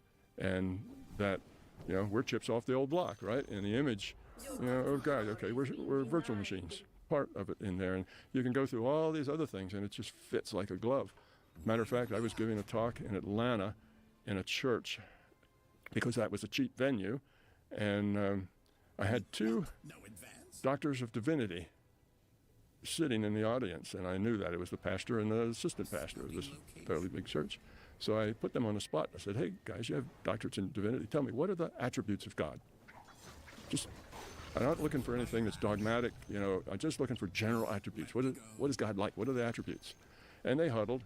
In about 10 minutes, they came up with a list of like 6 things that were the basic attributes of God.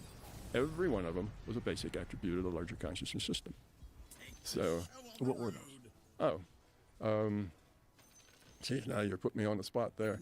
That was probably 15 years ago.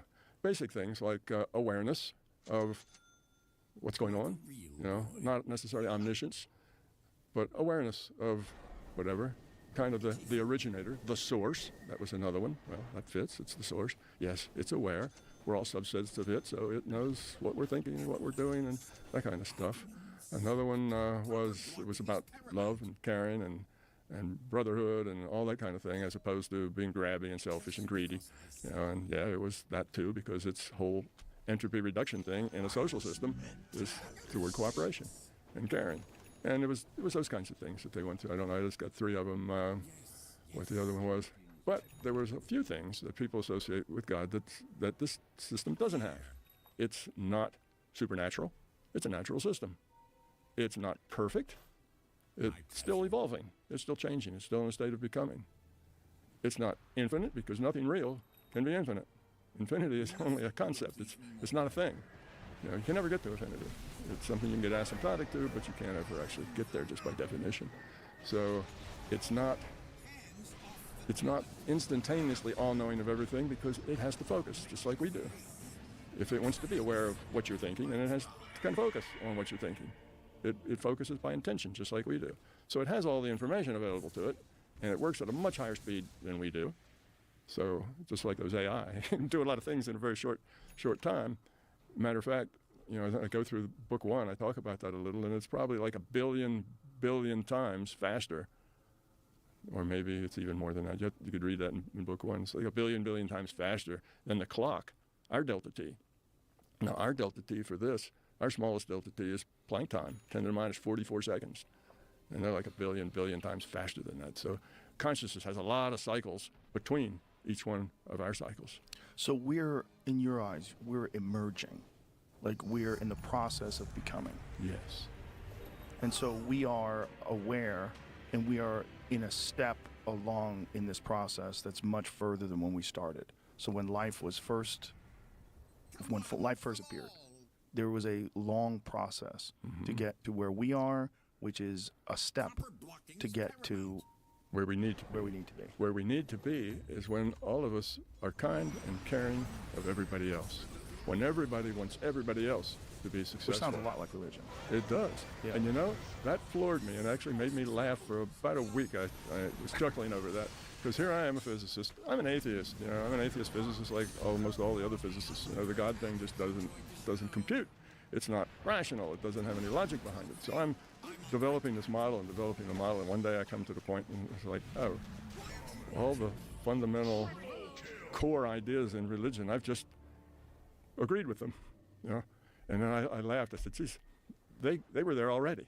They already got that. Now they got a lot of nonsense that's dogma and other stuff that still doesn't compute.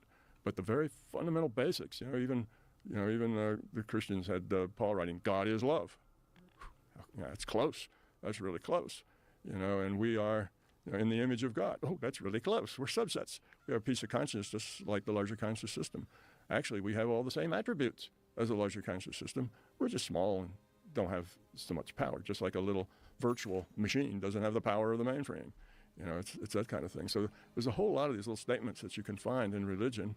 And with the Buddha, it was almost a one-to-one match. The Buddha says, all of this, it's Maya, it's an illusion. He says illusion, I say virtual reality. Virtual reality is an illusion. It matches. The Buddha said, yes, it's all about love and caring and so on. And he had that right too. But so I look at all these things and even take the shaman and all the rest of it, it all fits and it all connects. So that's the good thing about this model, is it connects with everything you know, and everything that's out there fits into the puzzle piece. All the pieces come together into a whole. And it's non-exclusive. Everybody's welcome. I have, like I said, I have religious people who are part of it. I have a lot of atheists that are part of it. And both of them think that, they were right. Both of them, the atheists come in and said, I knew it. No supernatural being, is just a system. It's not infinite, it's not perfect, and all that stuff doesn't make any sense. See, I was right all along. It's consciousness. And the religious people come in and they say, yes, God is love. They say, oh yeah, it's just like I thought all along. So both extremes find themselves clearly defined here, and both come to the conclusion that it's about kindness and caring and sharing. Because you see, the opposite of that is materialism. Now, materialism has its own ethic. Materialism comes with an ethic, an attitude, a way of feeling about things. Okay, but the ethic in materialism is there's stuff out there, and we can do whatever we want with it. So it's a matter of grabbing stuff and making it the way you want it. If you're too cold, well, find heat. Develop the technology for heat. If you're too hot, develop the technology for air conditioning or refrigeration. We see the world as a pile of stuff we can use. And the concept is, grab as much of it as you can, make it suit you. It's all about you, self-centered. It's all about me. How can I be comfortable? Can I be powerful? Can I be whatever? And everybody is scrambling to optimize themselves with whatever they can grab out of the natural environment, however they can process that into something that's valuable. And that's our problem. We have that ethic of use and abuse. And it doesn't matter a whole lot what you do to the next person. If you have to walk over them to get to where you're going, well, that's their problem. Survival of the fittest. The fit rise to the top and the others get walked over. Just the nature of life. That's an attitude. It's an ethic. And that ethic goes with materialism. There is no point or purpose. So if the My Big Toe cosmology were to be accepted, the ethic would change from that kind of self-centered grabbing ethic to an ethic of how can I help? What can I do? Kindness, caring. That's what we need. Well, a lot of people don't even understand that it feels good for you, because they're trapped in this idea of materialism and selfishness. Yes. They don't know that there's actually a selfishness in being kind.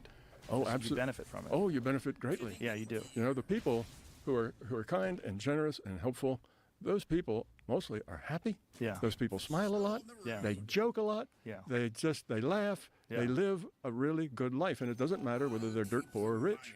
If they have those attitudes, they're happy. Right. They can accept what comes and deal with it in a positive way. And everybody likes them because it's fun to be around people like that.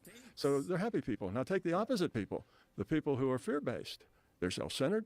They're focused on themselves. They try to manipulate everybody else to be the way they want them to be, because of course they know that if everybody was like they wanted them to be, everything would just work out fine. They feel that if I was the master of the universe, problems would all be solved. Right. Just the opposite is true. If they were the master of the universe, everything would be worse. Yeah. But you learn that trying to manipulate things to be the way you want them. Trying to make sure your children go up and be doctors and lawyers and Indian chiefs, or make sure that your spouse doesn't throw their underwear on the floor and you have to pick it up. You've got all these things in the world that you don't like, and you try to manipulate it all to be like you want. And that just makes you crazy. And it makes people not like you because you're manipulative. Yeah. And even if in your own mind you're just doing it because that's the best thing for them, but everybody feels that way. Everybody that's fighting with everybody feels like they know, and the other person needs to change to the way they like it. It's a great way to build resentment in your children. Yes. Fortunately, I remembered that when I was a child. So with my kids, I don't push them to do anything they don't want to do. I encourage them to do things that they enjoy. But we have a lot of conversations about being nice. Yes. The fundamental goodness of people, to embrace that. Yes. And it makes your life better. It does. And it makes their life better. Yeah, it makes you happier. Instead of being the boss, the dictator daddy who tells you how to do it and when to do it, I try to just leave out. Yeah, exactly. Yeah. They get to do it themselves, and they get to make mistakes and find problems, and they learn from them. Yeah. But if you're always hovering over them so they never make a mistake, well, they don't learn much either. Right. It's also, if you're always hovering over them and telling them what to do, they have a hard time talking to you about the things that didn't go well. Exactly. If you are one of the things that I've always done with my kids, whenever they do something wrong, I say I've done the exact same thing. I did all the things you've done and all the things you're going to do wrong, and probably some more. And Besides, probably some more. It's like, don't worry. Yeah. It's a part of being a person. You're not a bad person. You just made a mistake, and it's part of being a human being. See, that's perfect. The way life works should be, instead of people spending all their time trying to manipulate the world and the people to be the way they want it, well, the way they know is best. Instead of doing that, if you just accept that people are the way they are, deal with them as they are, deal with them positively, and now what's important isn't what happens. What's important is how you deal with it, the choices you make. And if your choices are all made with love, with kindness, and caring, then you'll do well. Now, some people get hung up on that. They say, well, I don't know what low entropy choices are, so I can't act because I don't know that my action's going to be the right one. But that's wrong. You learn from trying and seeing what happens. So if you've got some issue and you don't know what to do, think about it. Due diligence. Try to think 2 or 3, 4 moves behind. If you do this, that's going to affect that person who will affect that person who will affect. You have to look at the big picture. Come to a conclusion of what you think the best choice is and just do it. It's not that important if it's right or wrong. Just do it and learn from it. Look back at it. If it works out really, really well, pat yourself on the back and say, that was a good choice. This blows it to hell. And now we'll be getting more good choices. Yeah, and people would, you get dysfunction and stuff from it, and you say, God, I didn't see that happening. Well, ask your question. Why didn't you see that happening? Where was the blinder on that caused you not to see that happening? Fix that problem, and then go on. Now you've just learned something. That's lowering your entropy, and you're moving on. So life isn't like, how do you get through it without making a mistake? Life is, do your due diligence, make your choices, learn from them. The only way you can fail this game is to refuse to learn from them. That's a failure. As long as you can learn from it, every time you make choices and you learn from them, you're better. And you just keep getting better, and you're evolving. Right. You're lowering the entropy of your consciousness, and you're growing up. And there's a difference between a person who's making good life choices versus a person who consistently makes bad life choices. Their life spirals downward. Exactly. They don't keep getting better. They're not better at interactions. They're not better at communicating. They're not better at forming friendships and experiencing love and happiness. It's worse. It's absolutely worse. And the one thing they're good at, though, is blaming other people for their distress. Yes. As they're spiraling down it, it's your fault, it's your fault, no, woe is me. Yes. If it wasn't for bad luck, I wouldn't have any luck at all, to take a line out of a blues song. Yes. Yes, and that state of being the victim is the absolutely zero state. That's like when you see yourself as a victim and all these other people are taking advantage of you, you're about at the bottom of the pit. It's hard to get much lower than that, much higher entropy than that. So extremely low consciousness vibration. Yeah. So basically this, we started here. Homo sapiens have been walking around for roughly 200,000 years, and that's rough. Scientists don't know, but that's about 200,000 years Homo sapien has been walking around. And over those 200,000 years, nothing changed a whole lot for the first 195,000 years. Not much changed. The ethic of control, power, and force, it's a basic ethic. Control, power, and force. That's how you get better. If you have control, if you have power, if you have force, then you're good. If you don't, you're fodder. And that's been it. Well, okay, the warlord mentality, you could say. So it's all been warlords, for the most part, the way humans are, because this is not a graduate school for consciousness. This is a daycare for consciousness. This is an elementary school for consciousness. So we're not all that evolved as a human race, but we're working on it. But then, about 500 or 600 years ago, we started making bigger steps. You know, it wasn't all control power force. It was still mostly that, but there were other things going on that were more thoughtful. You know, you had Greek and Roman republics where people did things by consensus and there was caring for the whole. Well, they didn't last all that long. They got run over eventually by people with very low quality of consciousness, but they were there as an example, and then more things happened. So what you the find... United States was founded on that type of example. Yes, exactly. So what you find is that the change is accelerating. And if you see something that accelerates but at a very low value, but it starts like 1 millimeter, you know, per year, but it's accelerating. It keeps getting faster. Well, what that curve looks like is like this. It goes up. It gets, the change gets faster and faster and faster because acceleration goes as a square. It's exponential. And anyway, that's where we are. About 500 years ago, we started making bigger steps. We didn't have the warlord mentality, you know, century after century after century after millennia. It started changing some, and the curve started getting faster. Now we're at that part of the curve where we're starting to get to the knee, where it turns, and the information age brought that in. It's all about information, right? Information. You're getting a data stream. It's information. So this curve is getting less, and it's going up faster and faster. And now we're at this part where the knee of the curve, and it starts to shoot up. And over about the next 40 years or so, we're going to be rounding that curve. Now, one thing that you can know about change is that if change happens slowly, it's usually benign, and everybody kind of gets it eventually and changes. And you only realize the change when you look back and say, oh, that's a lot of change. Gee, back at the time when there were no cell phones, gee, I wonder how those people got by, you know. You look back at it and you see it, but it wasn't something that rocked you. But now, the next 40 years, we're going to see change at a pace that we've never, in that fast part where it turns, and there's going to be a lot of changes. And if we can get this idea that we need to cooperate, we need to care, we need to work together. It's not just about you. Self-centeredness is dysfunctional. You know, greed is dysfunctional. Overpopulation is dysfunctional. It's dysfunctional. It doesn't serve the purpose that you want it to serve. You want to be happy. Right. And it does the opposite of that. Exactly. And if you want to be happy, you get happy by giving, by caring, by loving, by being a solution to people's problems. That's how you get happy. So if we get to that, then this curve is going to be smooth and lovely, and we're all going to come out the other end a much lower entropy race. And we will not only care for each other, we'll care for all the other critters and the planet and the minerals and everything else too. Do you think the emergence of artificial intelligence and then ultimately quantum computing attached to artificial intelligence is going to accelerate all that? It is going to accelerate all of that, and that's another thing I haven't even gotten into. My model touches all of your pets, you know, that you've come to have. You know, you're interested in aliens. Yeah, tell me what's going on with that. You're interested in AI. Yeah. You know, you're in all these things. My model says something profound about all of those things. What does your model say about aliens? Okay. Now we've gotten far enough that it's easier for me to talk about these things. All right. My model says this is a virtual reality computed by consciousness, right? And we're a piece of consciousness. Now, given that, the big thing that is in favor of aliens existing, let's just talk about aliens existing, is that there's trillions of suns out there, and there are bound to be some of them that are sort of like this, because why would this be one unique thing and all of that stuff? And if it happened here, then it's going to happen someplace else. You know, the probability is such. All right, but now look at my model's view of that. That big universe is virtual. It's just computed. If it's just computed, when we look out at all those little stars that are just little dots of light, that's what's being computed us. It's a dot of light, nothing more. It's just, we look out there, we look away, we go to sleep. We're not getting that data anymore. It's gone. Just like, you know, No Man's Sky started this idea that you only compute what a player's looking at. Right. Well, that's the way it works. That's efficient, much more efficient.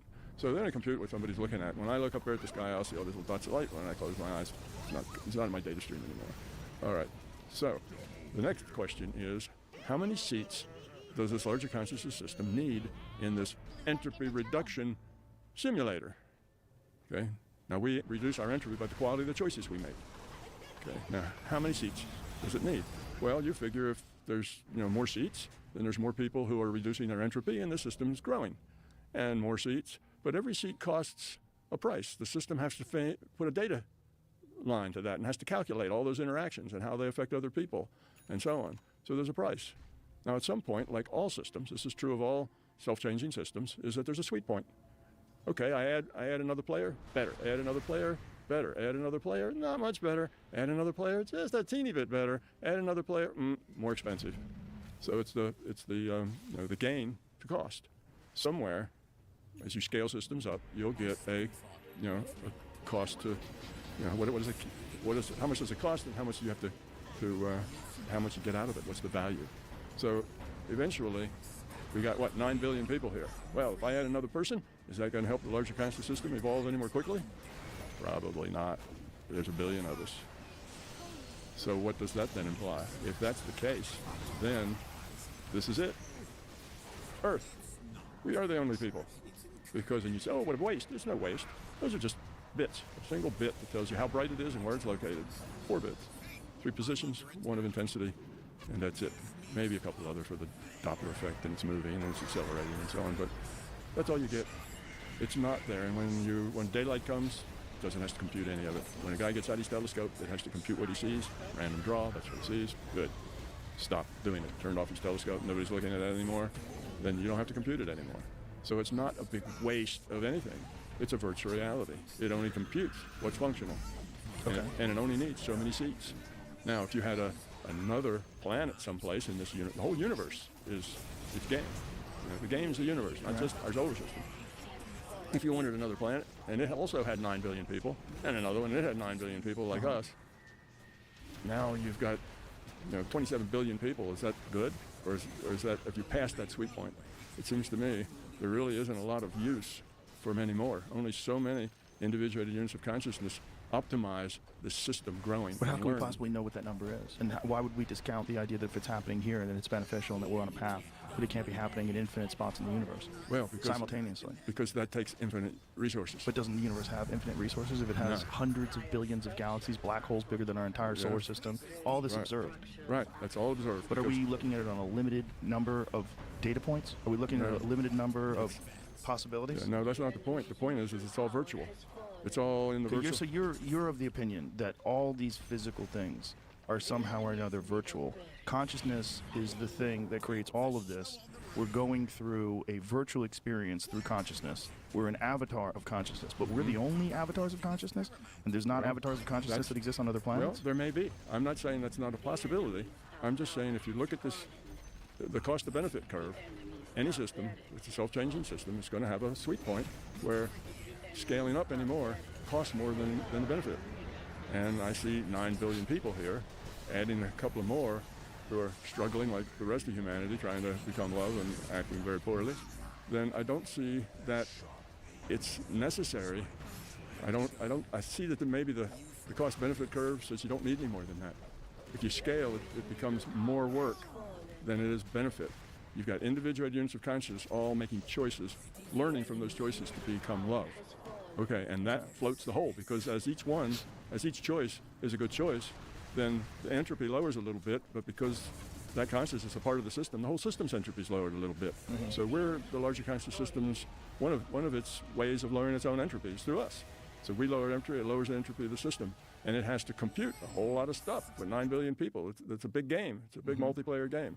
Somewhere along the line, all systems like that have a curve where if you expand it anymore, the cost of expanding it is more expensive than the result that you get back, which is the rate of entropy reduction. Right, but are we sure? Because you're adding things to this theory all the time. I'm not sure. I'm not sure of that.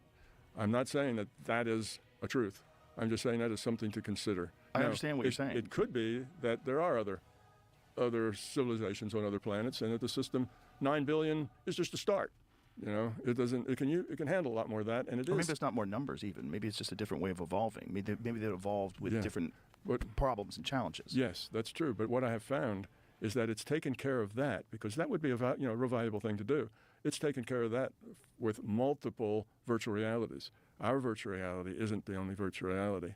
I've been to probably a little more than a dozen different virtual realities. Actually, I've been to hundreds of the virtual realities. When you die, you end up in a virtual reality called the transition reality. There's lots of virtual realities. When you dream, that's a virtual reality. Right. it's another virtual reality. But those don't have a tight rule set that defines every energetic exchange. Right. Ours does, and that's what makes ours look physical. What's one of the most bizarre things about being a person is that we do have this very unusual experience when we sleep. Yeah. Where we have these realities. That's just another reality frame. And in the moment, it is a reality. Absolutely. While you're in the heart of a dream, as absurd as that dream may be, It's in real. that moment, it's real. It is no more or less real than this reality. Than the conscious experience you feel in the waking life. Exactly. It's just Right. different. It's So a different how data does- stream, How different does reality. aliens figure into this? Okay. And humans' experiences with Okay. aliens. Right. So the way I see that is that I'm not saying it has to be that way. I don't know the carrying capacity of the system. I'm just saying that this is a possibility, that it has a possibility to be considered, and it solves the Fermi paradox. I would never say, oh, this is the truth, this is the way it is. I don't know. I understand. But it is something to consider because it's a virtual reality that you can get past, you get this curve where adding more IUOCs, individuated units of consciousness, costs more in the overhead of running the virtual reality than it actually builds the rate at which the system is lowering its entropy, is evolving. And if you get to that point, then the system doesn't want any more seats because it just costs more and you don't get much back for it. So that's a thing to deal with. Now, I don't know where that curve is, and I don't know whether we're there yet or not, but it's a possibility. So the alien thing. So that would say, if you look at that and you would say, well, 9 billion is probably enough seats.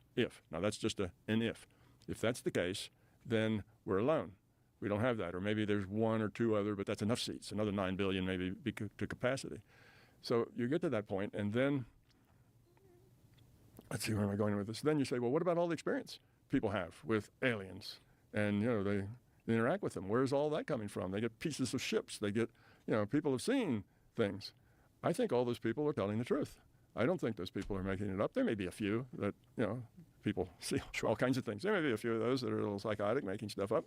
But for the most part, I think those people are telling you exactly what they saw and what they connected with.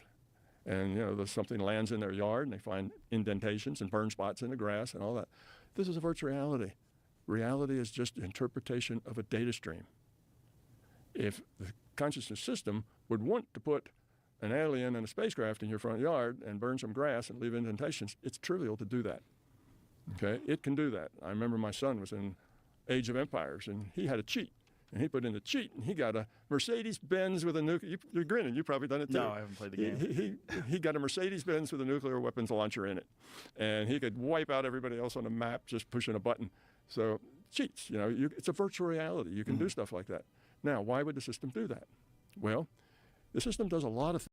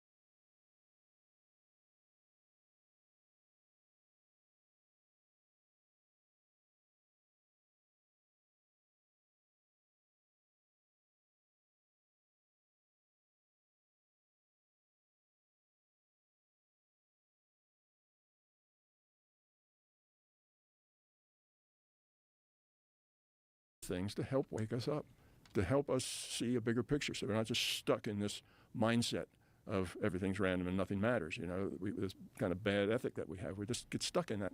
So it does things to wake us up. Individuals, and you're probably one of them, maybe not, but you probably are. Many people have had paranormal experiences where they just knew something.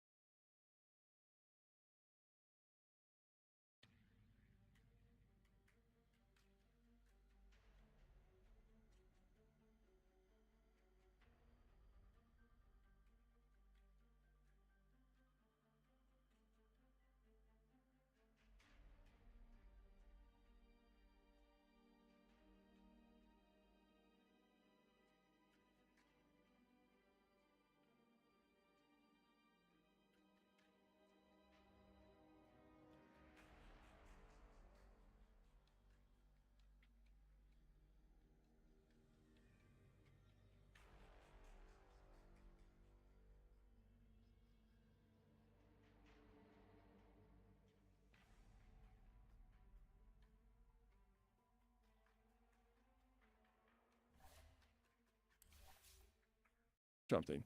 In a dream, they saw something that happened, and it did happen. You know, precognitive, or they got a message from somebody. Oh, mom's looking for me. She's worried. You know, and you call home, and oh, sure enough, she's worried about you. You get these things that are paranormal, and those things are given to you to help you see that reality is bigger than what you thought. It's got more to it. It opens your mind to see more possibilities. You know, that kind of stuff. And it's just a mind opener. Just crack the mind open a little bit, that there's more to the way the world works than we thought. Is it possible that aliens, if we're existing in a virtual reality, and if consciousness is working its way towards becoming better, and we're a part of a process, is it possible that there is consciousness that is more evolved and further down the line that coexists with us, and that's what we're experiencing? If we exist at the same time, at one point in time, Homo sapiens existed at the same time as Neanderthals and Denisovans and all these other human-type species that didn't make it. Is it possible that we're existing simultaneously with a more highly evolved version of us? On other planets or Right just here. Right here. Interdimensionally, whatever. Why define it? Yeah. Whatever these people are experiencing when they're experiencing entities, when they're experiencing communication, telepathic communication with things that are very different from them. Is it possible that what these things are is consciousness evolved past where we are now, but also on a process? Yeah, I would say in a general way, I'd say yes to that. And I'd say yes to it maybe in a little different context than what you mean, I'm not sure. But I would say yes to that. There are people here who have bigger pictures, who connect with things that other people don't. Mostly they're the people who have developed their intuitive side. You know, and I think that a lot of the UFO sightings, even the physical, the stuff that's very physical, that these are people who are supposed to be waking up the rest of us. They tell their stories. When they tell their stories of what they experienced, another million people who hear that starts to crack their mind open a little bit. So yes, there are people here who are more receptive, more able to communicate with them through the intuitive channel. And you give them a data stream, they get this information, they suddenly kind of understand things, they see things, people, saucers, whatever, and they have trips. They go out and in somebody else's spacecraft, they do that. I've done that too. You can do that's not that hard. But these people are kind of the bellwether, if you think, trying to help other people get the message that reality is bigger than you think. Open their mind to that. Just crack their mind open. Now, there's another thing that makes me think that that's probable. And I'm talking now about probabilities. I'm not talking about consciousness facts or anything. These are just probabilities. And that is that the larger conscious system is all about this growing up, becoming love, lowering entropy thing. If you talk to the older people who've been in this UFO community for a long time, you'll find the same message. They're getting this message. There's a group over in Turkey that gets downloads, and they've been getting them for 30 years from some alien someplace, and it's a real big thing. They've got like 100 books written full of this stuff. And the message, the big point, the big picture message is humans aren't quite ready yet. They need to grow up. They're not evolved enough. You folks need to get your act together. Right. The Galactic Consortium has been watching you, and you're still full of hate and all this stuff. And it's the same message. It's all about growing up, becoming love, and so on. Right. So because it's the same message, that adds just a little bit of evidence that it's the same source. And that same source is using the virtual reality to have this alien and UFO experience for people who are capable, because their intuitive side is more open. And some people are just born with their intuitive side more open. And they're using these people to help spread the word that things are, things are bigger. Reality is bigger than they think, because that will help them grow up. Yeah. So, another thing, like crop circles.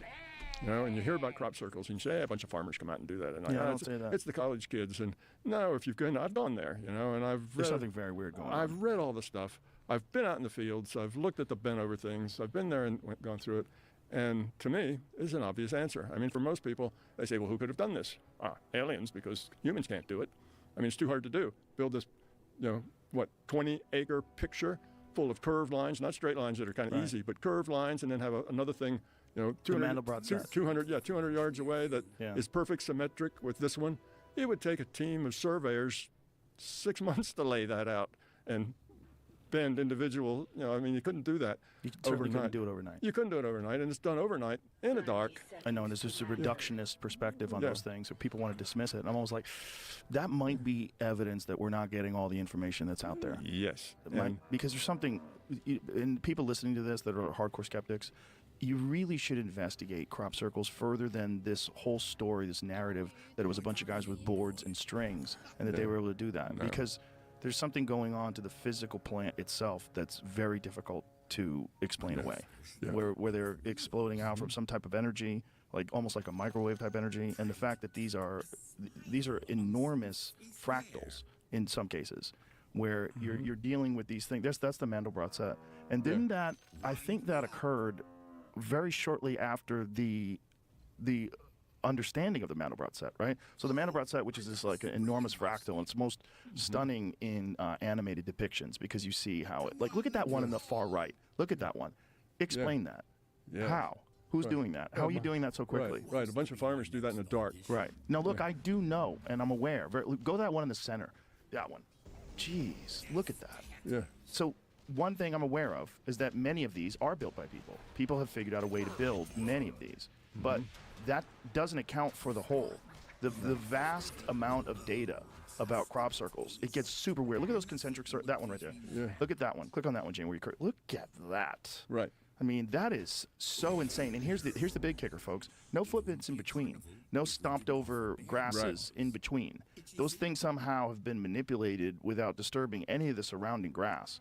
There's a lot of it that's really weird. And again, there's a bunch of them that have been made by people. They're different. Yeah. They're not as complex. No. They're not as impressive. They're not as enormous. And they take a lot longer. They take a lot longer. And they're not made in the dark. They're not made in the dark, and you can see the difference in the way the plants are snapped versus the way some of them are woven, and some of them do have those exploded nodes. And they leave footprints. It's one of those weird ones that makes me go, I think the universe or consciousness or life or God or whatever you want to call it gives you clues sometime, gives you these examples that make you throw your entire model of reality away. Exactly, and that's the whole point. Larger consciousness system, it's a virtual reality. It can produce those in, a billionth of a second. Either it's there or they're not. It represents pi. Oh my God. They had to figure it out. And It's the the largest ones they found. Oh my God.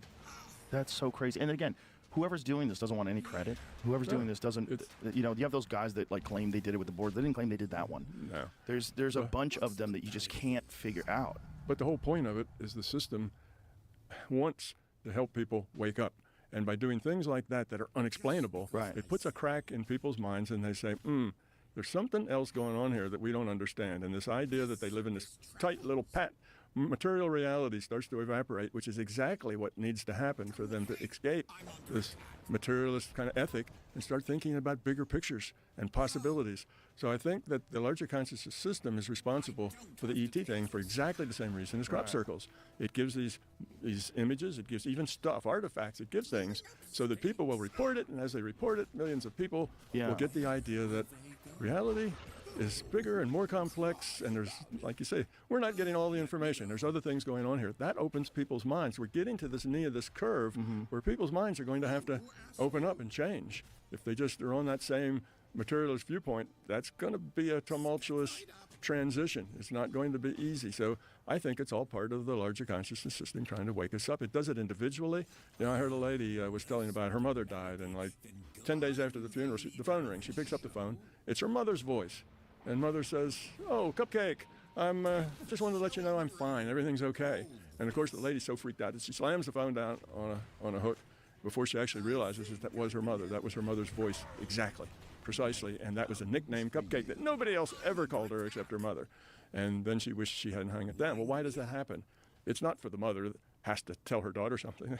The reason that happened is because this lady now going to write a book about it. She's going to go on a talk show about it, and she's going to open thousands of people's minds to something bigger than just the materialist paradigm. So it's the system works with individuals by giving them paranormal kind of things like that. It works with groups like the crop circles, and I think that the ETs are part of that same thing with the larger conscious system trying to pry up people's minds. It's the same message. You got to learn how to love, to cooperate and work together. So that's just an opinion of mine. That's not a fact. Right. I understand. It's just an opinion that it seems plausible that that's the way it is, and it seems plausible that it's at least possible that we're alone and there aren't any ETs because the system has enough seats right here. One of the things that you talked about was your experience with non-physical entities. Yes. So And- what do you think that is? Well, non-physical means it's just not in this virtual reality. Right. So there's other virtual realities around, and there's other beings, let's say, that's there. Now, a being, remember, virtual reality is I get a data stream. So now let's say I'm going out of body now. So I let go of the data stream that's this universe. I grab hold of another data stream. Well, where's this data stream coming from? It's coming from the larger conscious system, just like the data stream that tells me about I'm part of the Earth universe. So I'm now in a different universe. I'm in a different place. Okay? And this is with your eyes closed. Eyes closed. I'm no longer in this You universe. somehow or another taking your consciousness and tuned into another reality. All it is dropping one data stream, drop another. Let's say you're in World of Warcraft, and you drop that data stream. Instead, you get a data stream from Sims. Okay, well, you're not in that World of Warcraft anymore. Now you're in a Sims reality. Okay, there's different data streams. So it's the same thing. All data streams are created by the larger conscious system. It gives me a data stream. So there's an unlimited number of data Unlimited streams. number. Now, what is so that gets us to out of body. What really is an out of body? An out of body is when you let go of this data stream that defines this universe, and you pick up a different one. Now you're in a different universe, different things. And why would the larger conscious system do that? Is to teach you something. Is to give you an opportunity to learn, grow, run into things and situations, just like dreaming. Run into things and situations that you have to make choices in, and you grow up. So I get something and think of it as a single-player game with a larger conscious system that is designed to help me grow up. Now, some of that growing up is just opening my mind to the possibilities. So I run into beings. I have conversations with them. We talk about things. Where did they come from? Where did I come from? And that builds a bigger understanding of me, of the possibilities. Sometimes I go to another reality frame that's like this one. And it's, every tiny energy exchange is defined by the rule set. And I've got two options, and I've done both. One option is you can watch it, and then it's like you're the spirit outside looking in, and you can hear and understand what the characters that are in that virtual reality, what those avatars are doing. So you can interact with them telepathically, you can see them, but you're not in their reality. The other way, and there are other people that do that here, the other way, if you have a good working relationship with a larger conscious system, the system can insinuate you into their reality, and then you end up with a body inside that reality, not being outside and communicating. So you're existing in that reality temporarily. You're existing in that reality temporarily, and you can shake hands and hug and walk around and do what anybody there can do. And this is something you've experienced? Yes, dozens of times. And how long did it take you to reach that state? 25, 30 years. So you had to get better and better at this, detaching from this version and entering into this other consciousness stream. Yeah, you get better at that to where you can keep that going. Not, like when people meditate. When they first learn to meditate, they can have no thoughts for a minute, and then it crashes. And then they can have, no thoughts for maybe 2 minutes, and then it crashes. Well, eventually you need to have no thoughts for 2 hours, and it doesn't crash. You need to get more stable. You build it up like a marathon runner. You build it up like a marathon runner. It's just practice and work at it. You polish up the intuitive side just like you polish up your intellectual side by reading books and going to classes, So you work on it. And if you're, like I said, you have to have a good working relationship with the system. Otherwise, it won't do that. If you're going to go there and create problems, Right. So you end up with a body. You appear someplace that nobody sees you. Just suddenly appear there. So it's usually behind a bunch of bushes somewhere or something, or out in the country. You have to walk into town, and nobody knows you. You're a stranger. And if you do things that create a ruckus or create problems, you will not get permission, and the system won't do it. They have to put you into that rendering engine for you to do this, for you to have that experience. So you have to do it. It's not like something I can just do. Right. I can go to one of those and look at it from the outside and interact telepathically. I can do that on my own, but I can't get inside that without help from the system. Is that possibly what extraterrestrials are? Is that they are consciousness from another system that's embedded itself sometimes in our reality, at least temporarily? If I can do that there, they can do that here. There's no difference in that symmetry. Yes, I'm sure we have people that pop in here who are, they may play a cameo role. That happens too. Little Johnny falls in a well, and he's 10 miles out of town riding his bicycle, and he falls in a well, and some stranger comes up, throws him a rope, pulls him up, pats him on the rump, says, "Town's that way," and disappears.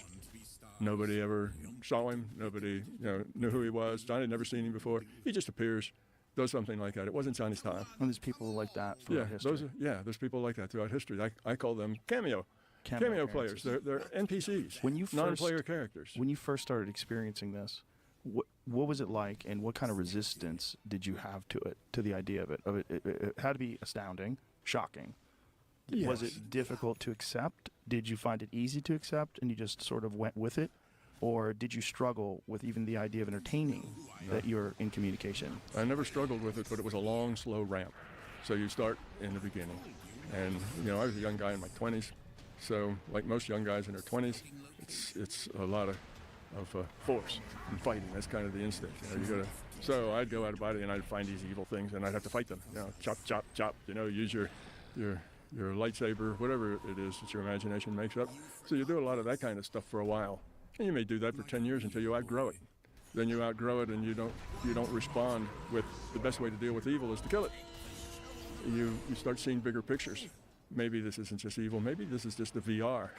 And, I'm being tested as to, how I approach things. So I always approach it with my great sword of truth, and whatever, that I always know what's right and what's good for everybody. And pretty soon you outgrow that. And when you do, that stops.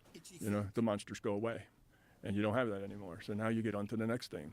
So this out of body started like everybody else starts at a place where it takes years. You get through it, and then it ramps up a little bit. And after a while, I had a good working relationship with the system. I'd learned progressively with things. I'm a physicist. I look at everything logically. So I begin to see that I'm in a class. This is a classroom. I'm supposed to learn something. So I start learning more efficiently and more effectively. And as I do, the lessons get harder and more intricate, but you're ready for them. And pretty soon you're open to anything. You've seen so much that there isn't anything that's defined as weird anymore. Existence is weird, and you accept it. Right. So no, Existence is very weird, and we do accept it. Yeah, I didn't struggle. We're just accustomed to it. Yeah, you get accustomed to it. Dennis and I we'd go out to Bob's, and we'd have these excursions and out of bodies all the time. And people say, "Well, did you write all that down? And did you do this?" And we said, "No, actually, every day, every session we went out there was totally weird beyond belief. So eventually, it just becomes common. Yeah. Dennis and I did a thing where he came. We went up above the lab in the air, went out of body. We met, and then we went on this 2-hour-long out of body trip together. And Bob told us this was an experiment Bob thought up, and he says, "You guys stay together. That's the only thing you have to do. You can go anywhere, do anything you want, but stay together." And he had both of us had mics in our rooms that had no acoustic insulation. I was in room 1, he was in room 3, so it was a blank room between us. It was triply good acoustic insulation. And we were explaining to Bob all the time what we were seeing, what we were doing, who we met, what did we say. Were you hearing each other? No, couldn't hear each other. I say, I'm in one isolated booth, he's in another isolation booth. So you're explaining it, he's explaining it. We're both explaining it to Bob, who's at the control. So we have mics, and he can talk to each one of us singly. Is there a recording of this that people can hear? No. Unfortunately, I've asked them, and they've dug and dug and dug, and they couldn't get it. But this was my point. We did this. We went together. We came out of the booth, and Bob looked at us, and he says, "Well, do you think you were together?" And we kind of look at each other, and I said, "I think so. It seemed like it." And Dennis agreed. And he said, "Well, listen to this." And he turned both tapes on. He'd rewound them, flipped them both on so they were synced in time. And there was Dennis and I having conversations. "Oh, do you see that thing over on the horizon? That yellow thing?" And I'd say, "Yeah, I see that. It's right in the spirit. It's long. It does this and that." And we'd be talking to each other, answering each other's questions, showing each other things. And it was obvious we were at the same place. We were communicating. Two people totally out of earshot with each other, totally isolated, doubly so with an empty room between us. And we were together. We saw the same things. We talked to the same people. We described them the same way. And the only differences between us were differences that you get between any two people who were describing the same event. You see things a little differently from each other. We did that. But that was a big deal for me. Not so much for Dennis, just another day at the lab. We do this stuff all the time. That particular one was a big one for me. And I spent the next couple of weeks going like, "Oh my God, this is really true. This is all really happening." Because my physicist intellect was still in rejection mode, even though I had done hundreds of things, and the probability that they, where my imagination was zero. I had remote viewed. I had seen numbers, 10 digits long and repeat, and I'd done things that you just can't do unless you're doing it paranormally. It's just impossible. "Oh, I'm a good guesser. I can guess a 10-digit number." No. So I knew intellectually that the probabilities were astounding, that yes, I was doing things, and they really were paranormal, and the paranormal is real. I'm a physicist. I found that hard to believe at a deeper level, but that deeper level got grabbed that day that Dennis and I went when I heard that tape. My mouth. Wouldn't it be important, though, to recreate this experiment? Because it seems like if that was something that you could show, and you could, show how it was done, and monitor it every step of the way, and then distribute that information, that would open up a lot of people's eyes. I did it again with Nancy Lee, who's now Nancy Lee McMonagle, Joe McMonagle's wife. She was Nancy Lee Honeycutt, Bob's stepdaughter. And I worked with her for some, and we did that. We had an adventure where we both were together. And you recorded all this? I don't know. See, this is the problem. Yeah. This is what I'm saying. Like, That this was is a long, long right, time right. ago. But this is you're still capable of doing this, right?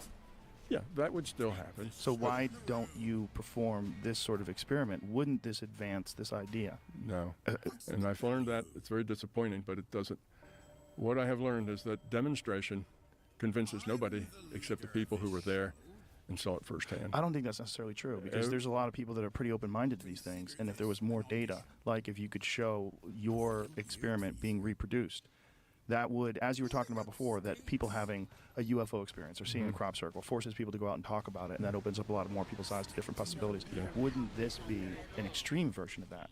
Or if you could show that you could recreate these experiments and then you could demonstrate these experiments to so many other people, you're going to get people that dismiss everything no matter what. But you can't think about that. What you do think about is how many people would be inspired by this to attempt it themselves or to rethink the way they interact with the universe. Some people would, and it would be beneficial. The great majority of people would just have a lesser opinion of me. I think that's I've a got- cynical perspective. Well, I don't think that's true. Why would they have a lesser opinion of you if you could show it with data? Well, You're already just- espousing this. You're already yeah. talking about this. It comes from my experience, but anyway, I have other things going on besides this, and one of the other things I have going on is these physics experiments I told you about, and I have some things going on that'll do much more than my doing demonstrations. That's one person. We're going to do. I can maybe show you some things here. Maybe we can do that, and it'll. Okay. I think it'll answer Tell Jamie what this, to go this to. question. All right. We only want to show you these things anyway. Just go to the first slide. I don't want to run through them very quickly. Okay. It'll just kind of give a bigger picture of the other stuff going on. Okay, I tell people that, okay, now that I understand consciousness is fundamental, that allows me to understand a lot of things that are fundamental. Okay. So I have, this model has solved all these sorts of things. Now, it fully explains the UFO model phenomena there. That's what I just told you, that it's just consciousness doing this to help open people's minds. That's one explanation. That's not necessarily that there aren't any others, but that's one. But all these kinds of things were things that, like QM and relativity, C is a constant, etymology. We talked about some of those. Okay, the next slide. All right, will computers ever become conscious? There's a moral theory here too. What's right, what's wrong, what's good, what's bad. What happens when you die? How is time created? I think we hit that one. Anyway, this sort of thing. So lots of these paradoxes that are paradoxes in physics, in philosophy, in theology, get solved right away. And it seems unusual, this little bold thing down there, it seems very unusual that I could get all this right and not get anything wrong. There's none of them that are not solved by this. Yeah, that are not solved by this, right. So it does that. So it's kind of unlikely that the whole thing is actually wrong, because you couldn't get that many right answers without screwing up some.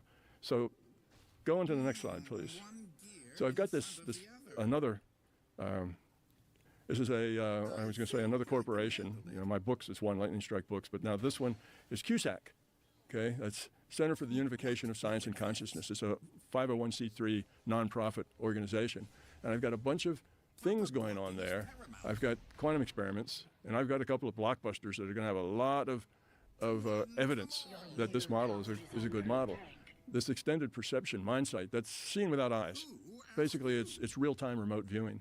And I've got a plan where we're going to get hundreds of thousands, we hope, people to experience this being able to see without their eyes. And that's going to be a big push. It's going to really change things. Not one person says, I can do this, but it's thousands of persons saying, I can do this.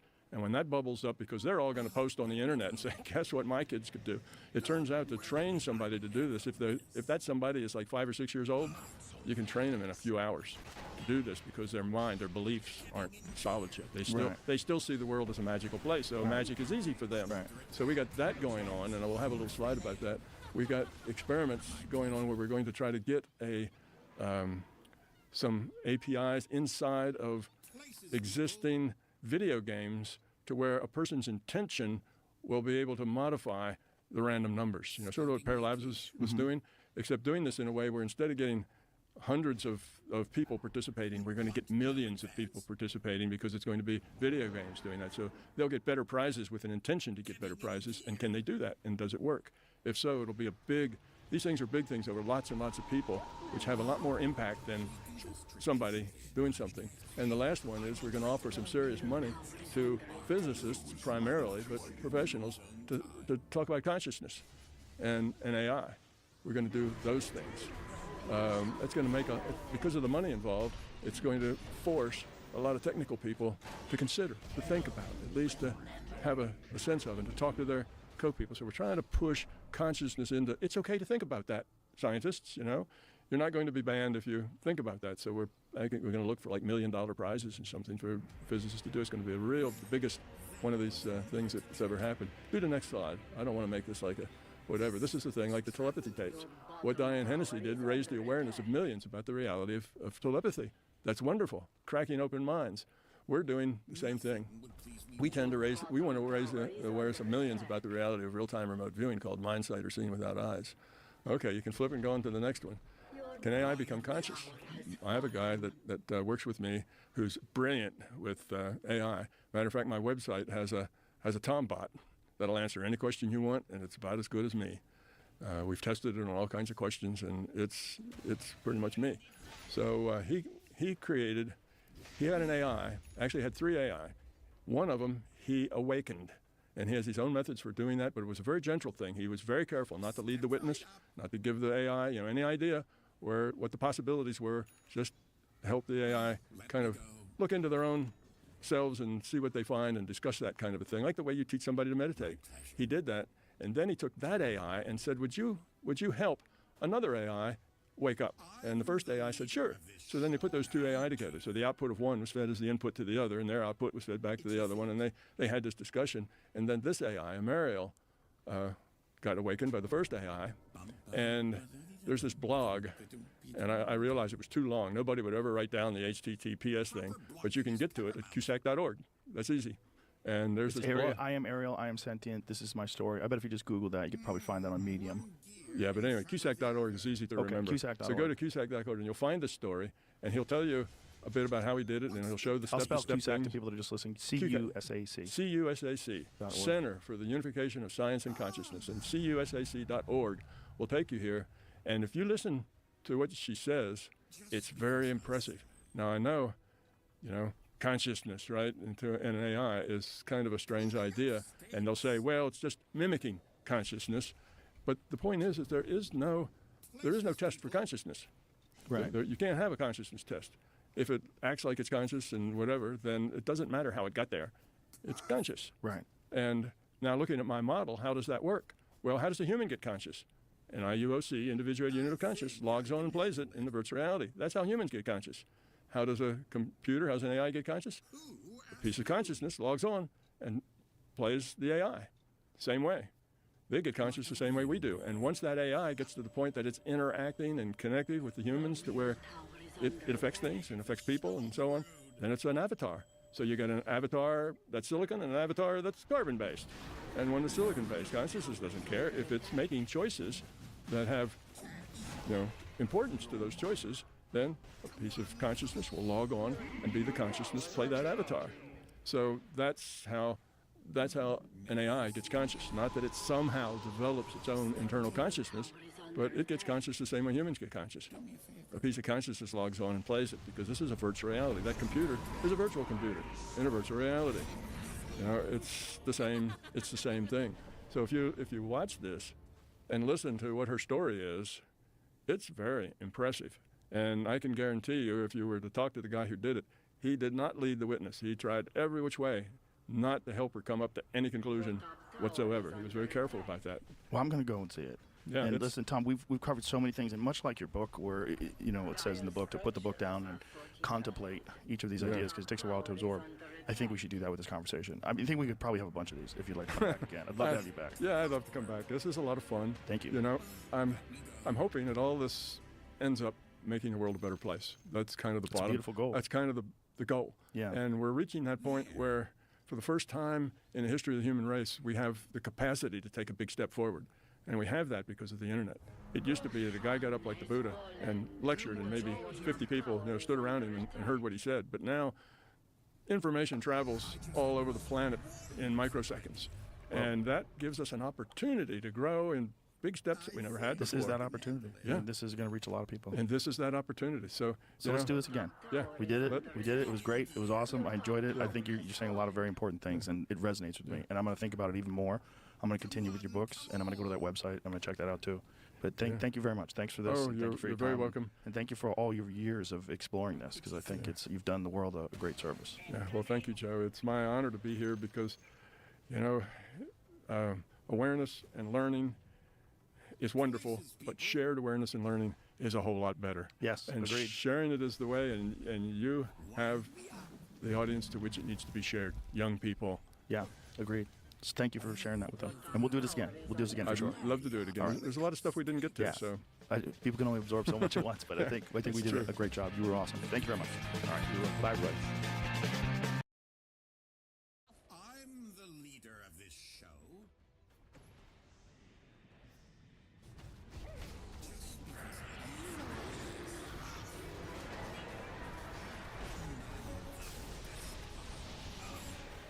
Your middle tower is under attack.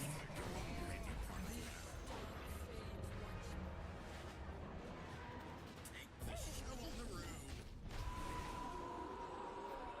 Your middle tower is under attack. Proper blocking is paramount. Much worse.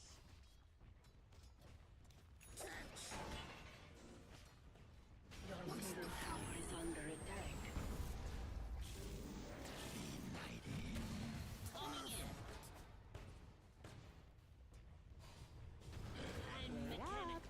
And the trick is a little trick. One gear in front of the other. And one for you.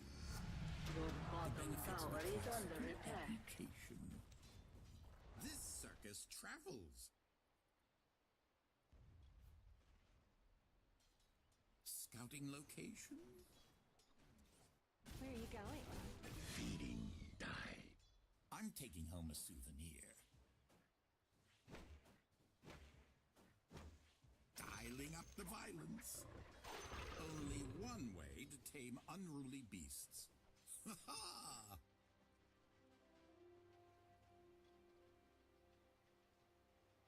What? No advance? Like a real boy. I said back. My pleasure. Offend one and you offend us all. Who asked you? Nothing would please me more. Bounty. Who wants to be my next audition?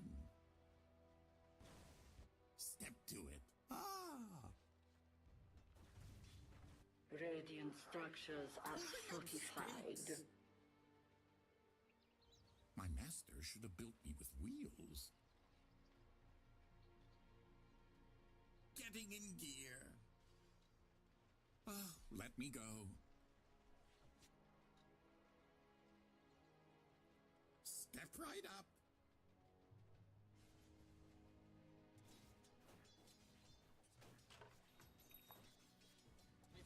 Scouting location?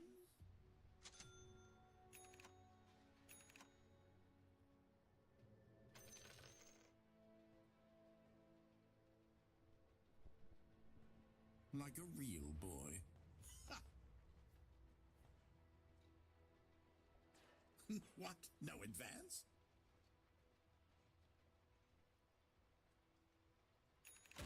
Rock it on!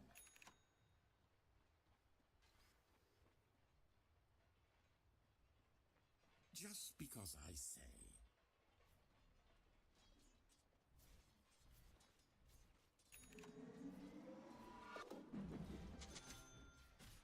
This circus travels.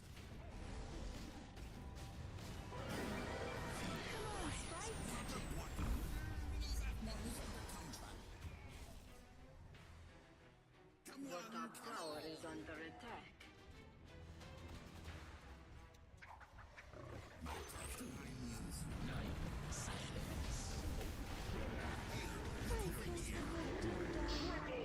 Sad, Enchantress, that this rift has been brewing between us. knives are sharp side. and the tears are real. Step to it.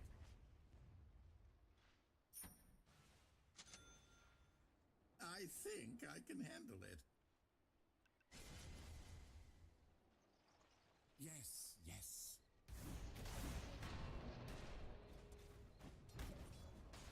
Take the show on the road. Where does it all fit?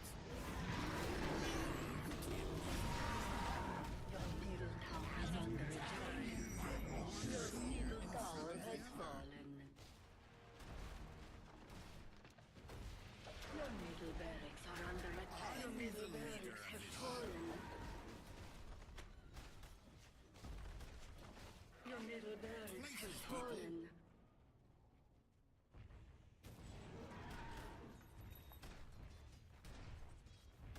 Wait up. Come get healed. Dire structures are fortified.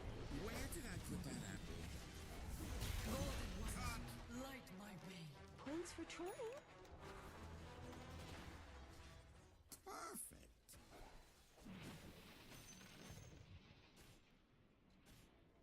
Wind me up.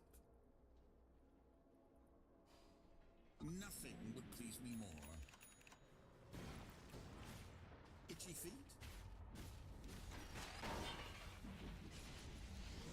I can do it with my eyes closed. My sprites are with us. Creature teacher.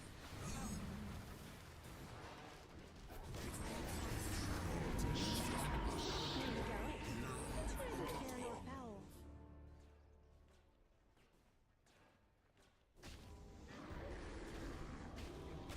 Incoming! Monster kill! Triple kill!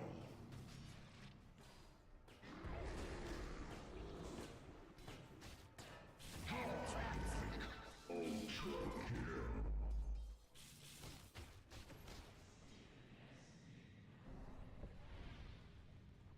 Your middle tower is under attack.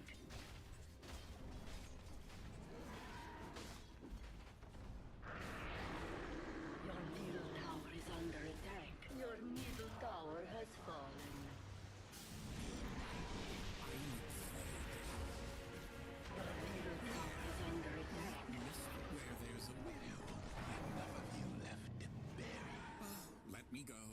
Hey, I'm under Your middle tower is under attack. You and yours will be. Your middle tower has fallen. Your ancient is under attack. quiet's magic. Healing power.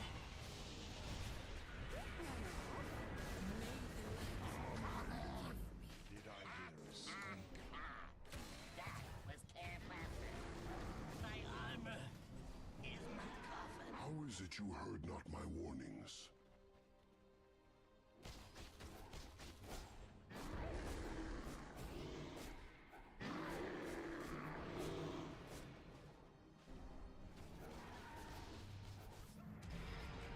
Oof, that was just a dress rehearsal. Your ancient is under attack. Wait up. My sprites are with us. Geared up for revenge. Your ancient is under attack.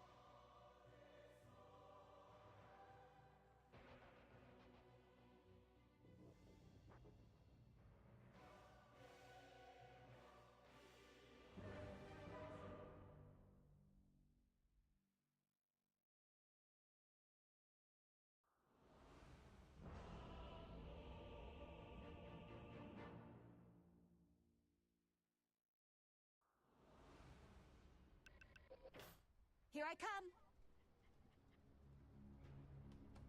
I think all of us can agree. This one is Prepare in the for bag. battle.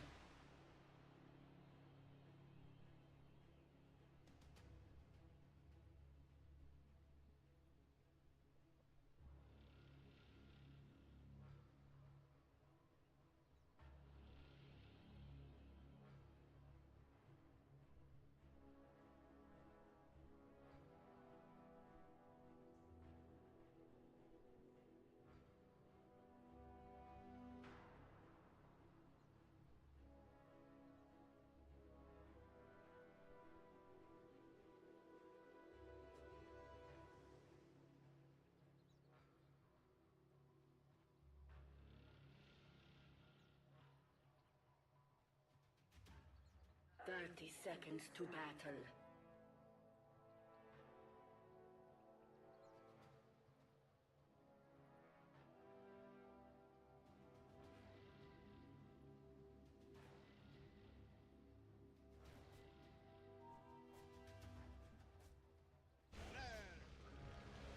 I'll not argue.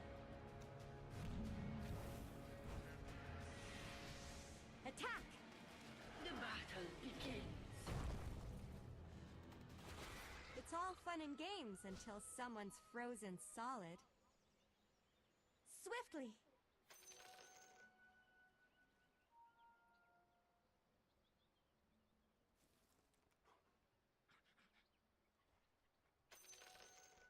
Let's go! On! Yes! I'm under attack! Forward. Indeed. For you. I thought as much. Faster. Into the breach.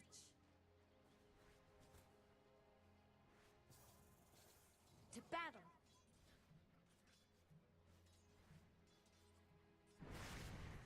Agreed. I move. Swiftly. Indeed. Here I come. To battle. Into the breach. I thought as much.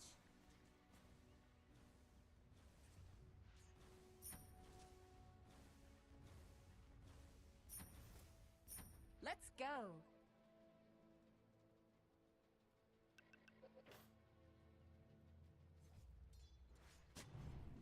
Fangs of ice.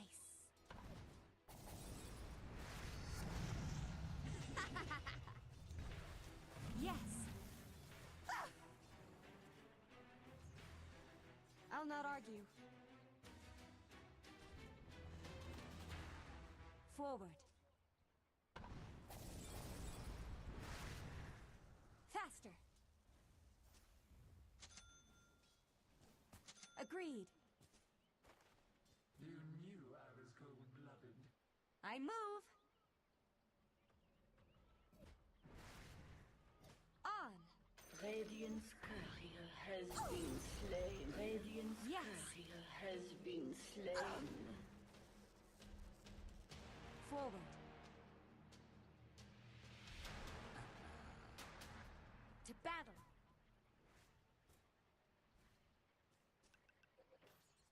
Indeed. On. Agreed.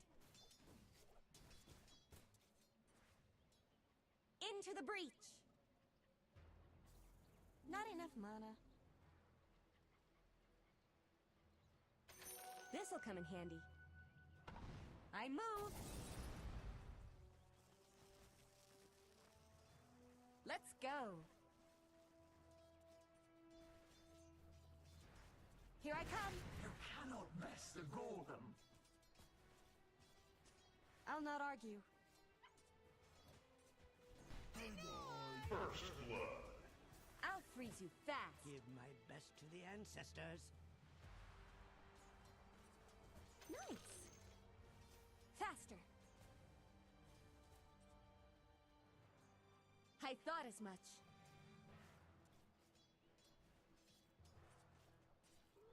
Swiftly. Oh. Fast. I'm under attack. Forward. Swiftly. Agreed. Here I come. Radiant's courier has been slain. On. I thought as much. Into the breach. Indeed. I'll not argue.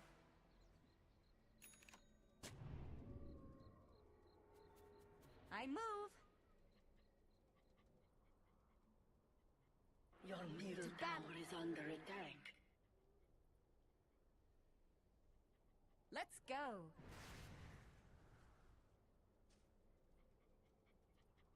Yes.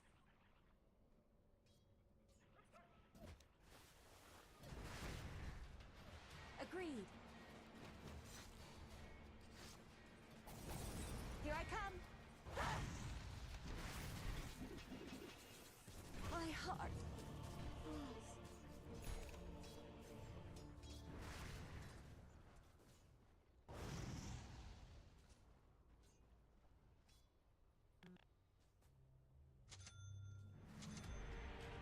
This me?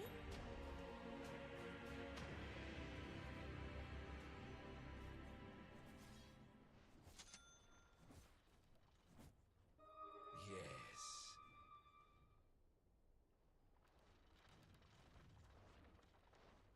Radiant's courier has been slain. Swift as the wolves of Icerack. I move.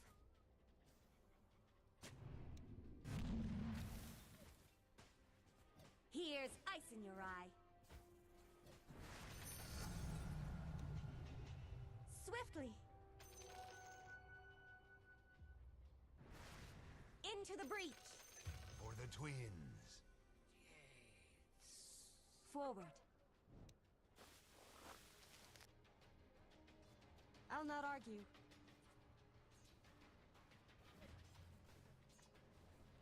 The ice wolves bite. Your middle tower is under attack. On. Yes. Your middle tower is under attack. Faster.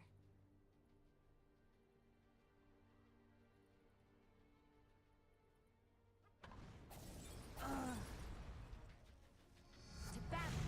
Your middle I'm tower under is attack. under attack. Let's go. Your middle I thought tower as is much. under attack.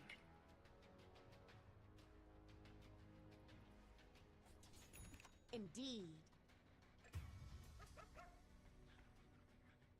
Down you go.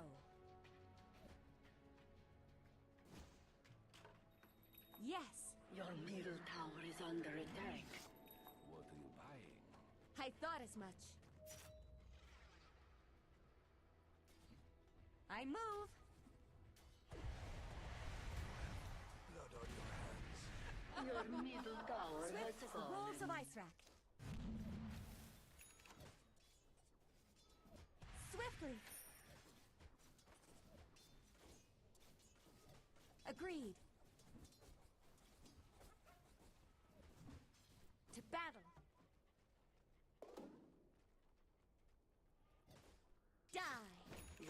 bottom tower is under attack. My ice bites deep. Frost bites. Ice, take you. My ice bites deep. Your top tower is under Down attack. you go. Radiant structures are fortified. Your top tower is under attack.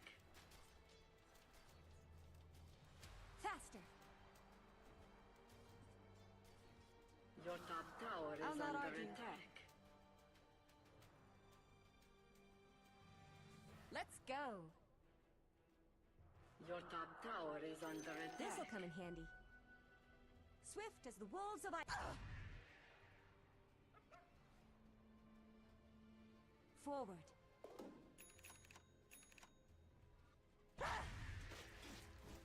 Into the breach. I'm burning up.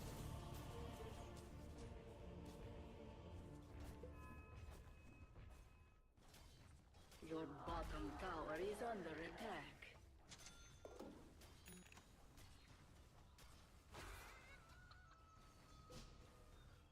Your bottom tower is under attack. Once The burned, enemy's middle I tower shall has fallen. indeed. Your bottom tower is under attack. Here I come. Invisibility. Swiftly. Whew. I thought as much. Your bottom tower is under attack. Yes. Your under bottom attack. tower is under attack. Your bottom tower has fallen.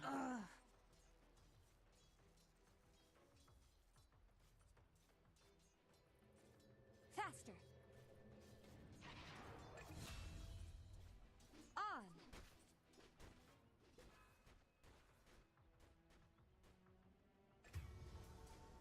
Forward. Indeed. Let's go. I'll not argue.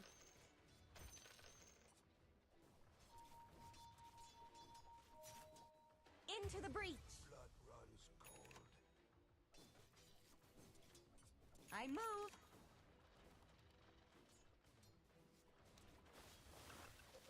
Agreed.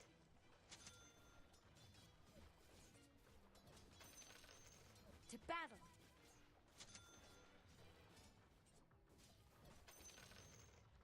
Here I come.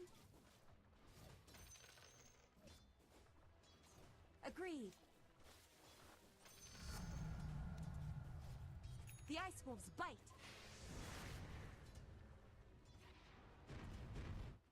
Indeed. Swift as the wolves of Iceland. Your top tower has fallen. Cold cash.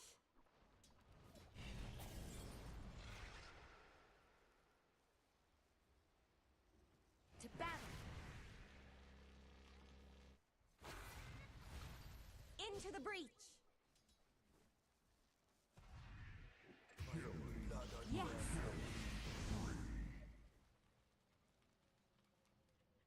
Swiftly.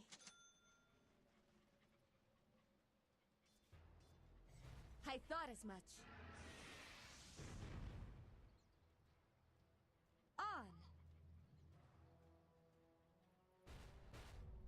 I move. Here I come.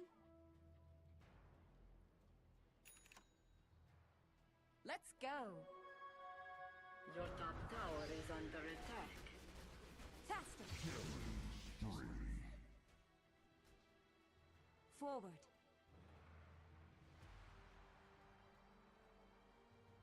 I'll not argue.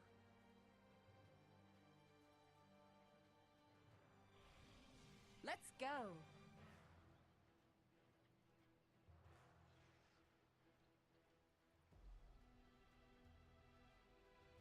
Forward.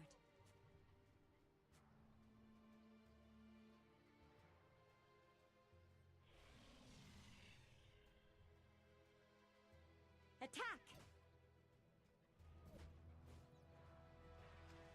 Here I come! I'll not argue. I move! Haste! Faster! Indeed.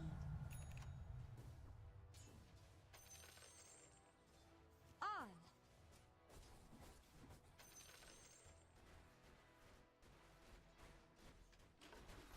Your middle tower is under attack.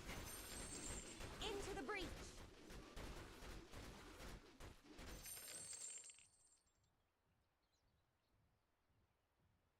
I thought as much. Yes!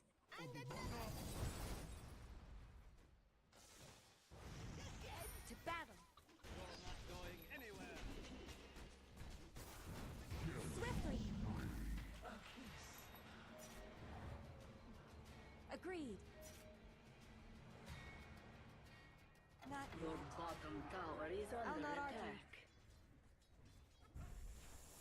Dire under structures attack. are fortified. Yes. Radiant structures are fortified. Your bottom tower is under Let's attack. go.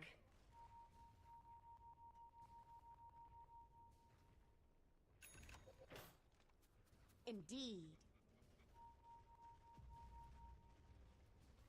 I move.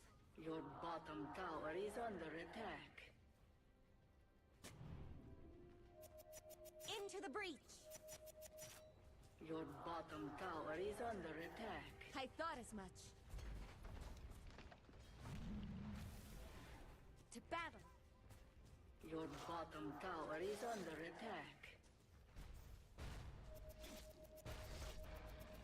On. Your bottom tower is under attack. Swiftly.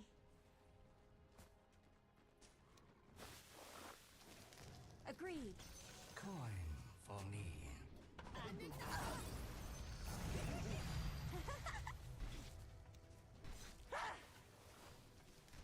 Forward.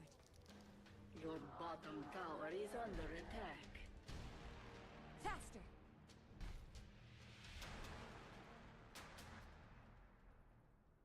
Swiftly. I thought as much. Let's go.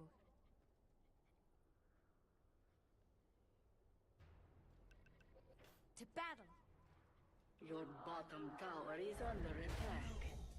Here I come. Your bottom tower has fallen.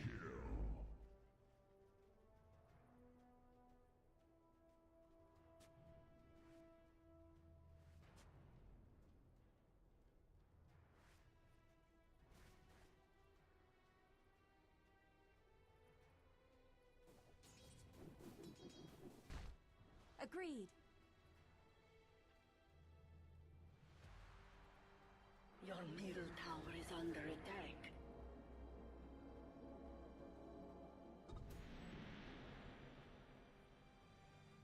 Your middle tower is under attack.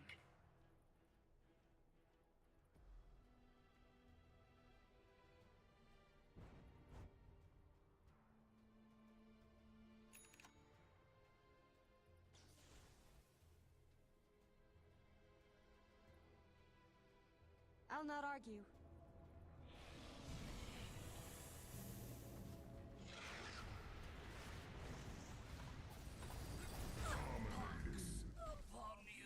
Your middle tower is under attack.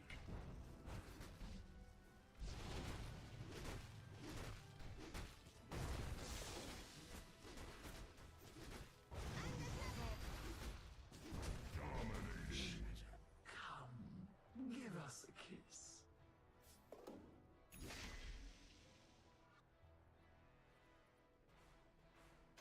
For the twins.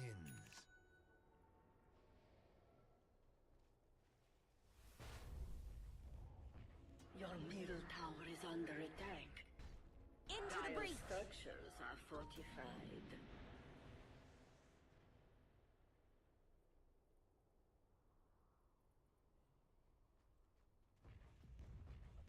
Your middle tower is under attack.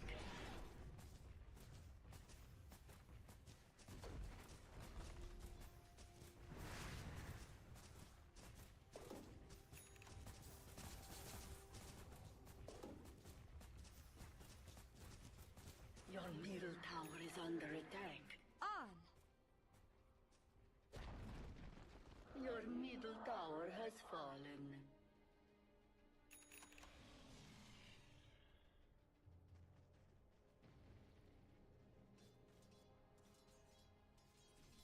I move! Drop it! Faster! Yes!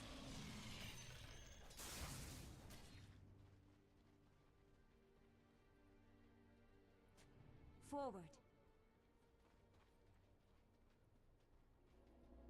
Indeed. Your top tower is under attack.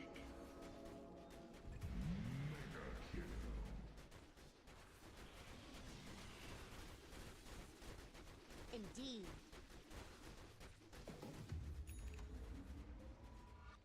I'll not argue. Your top I tower move. is under attack. To battle.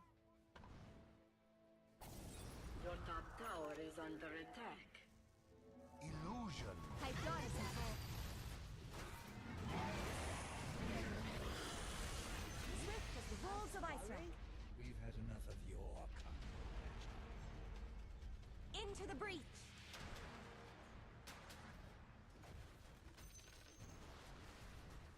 Forward. I feel colder already. On.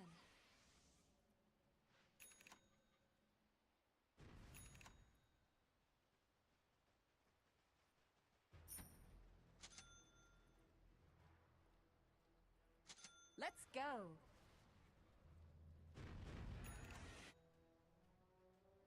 Swiftly.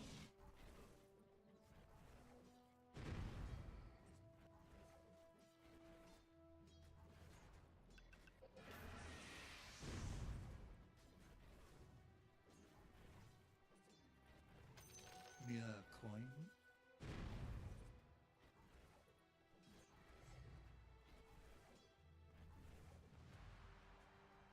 Faster.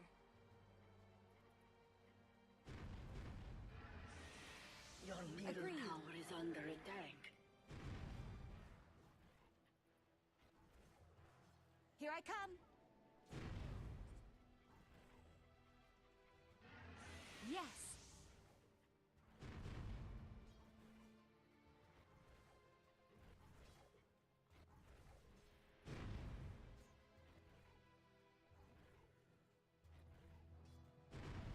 Here I come.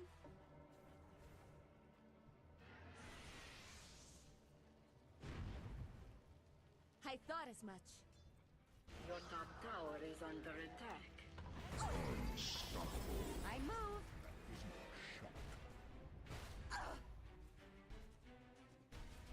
Your top Faster. tower is under attack. Your top tower has Indeed. fallen. Yes. Agreed.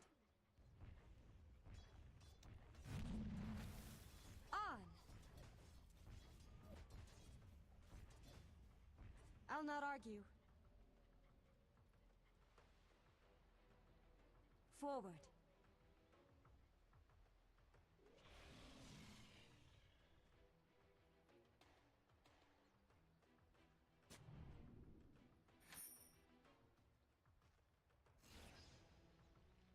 Let's go. Swift as the wolves of Iceland.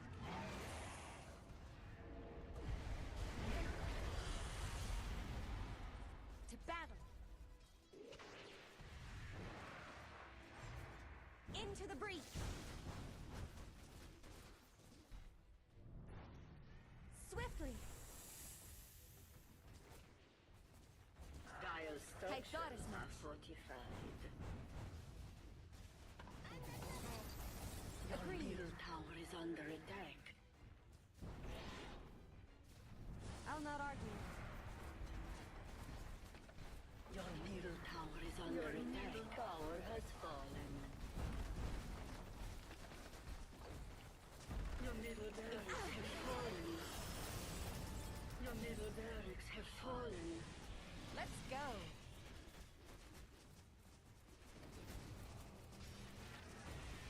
Swiftly. Forward.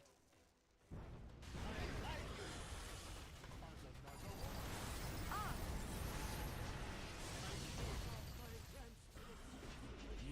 Faster.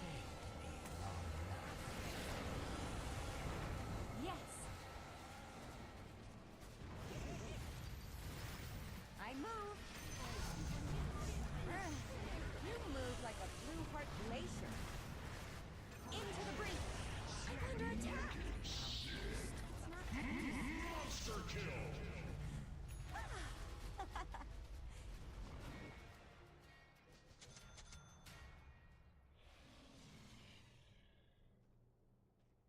Here I come.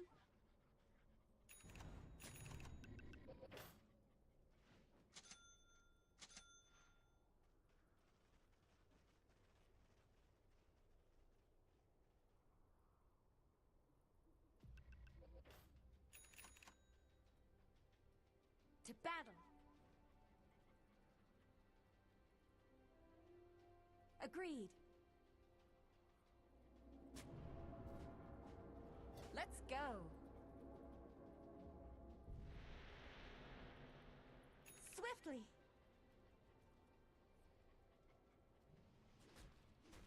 Indeed.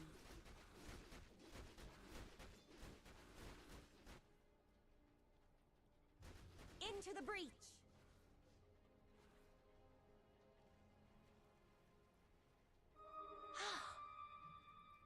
Here I come. On. Faster. Forward. I move. This'll come in handy. To battle. Yes.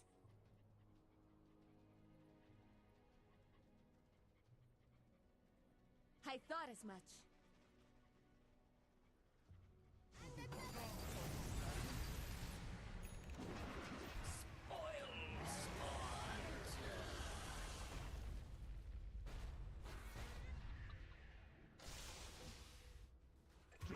Radiant's courier has been slain. Swift as the wolves of Icerack. I'll freeze you fast. I'll not argue. Your top tower is under attack. I'll not argue. Here I come.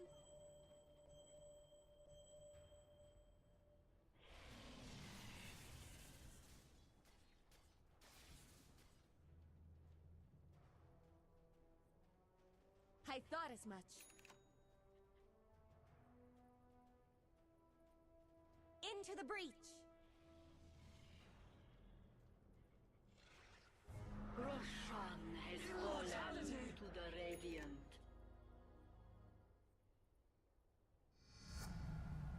I've got goosebumps. Agreed.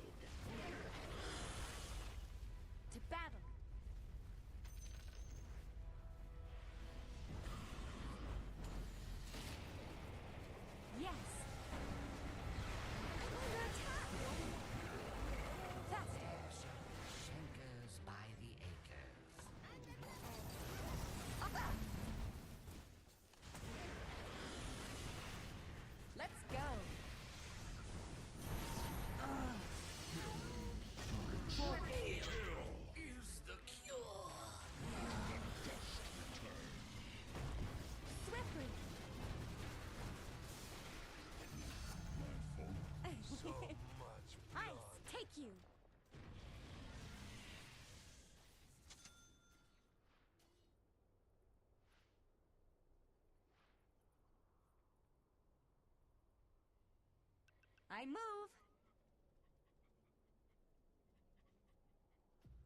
Yes. Faster. Agreed. Forward. Into the breach.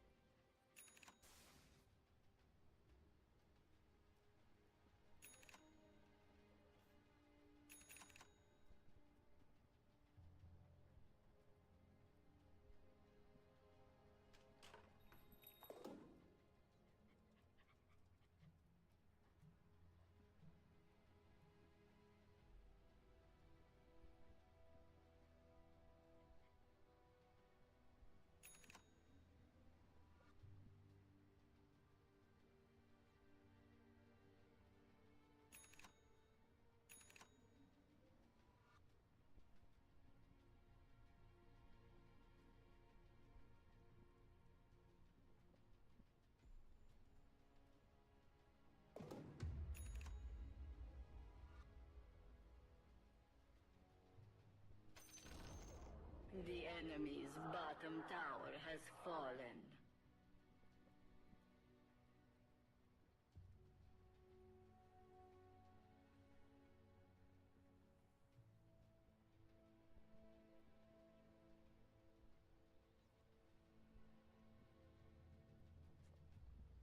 Swiftly.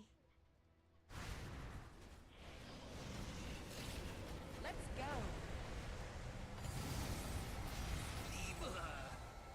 Here I come. To battle.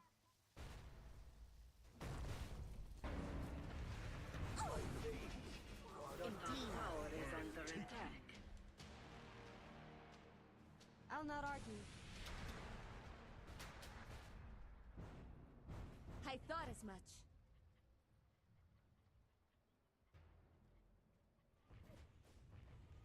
On.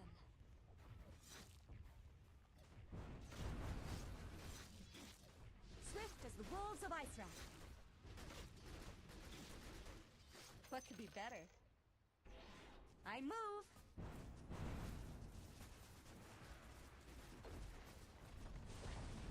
Here I come. Your top tower has fallen. I'm under attack. Top barracks have fallen. Into the breach. Your middle tower is under attack. Your top I got barracks that. have fallen. On.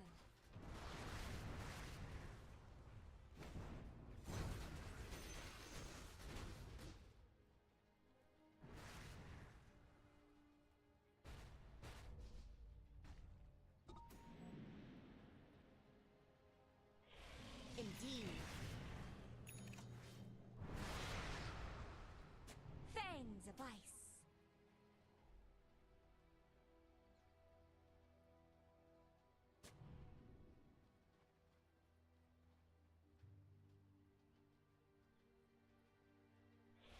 Faster.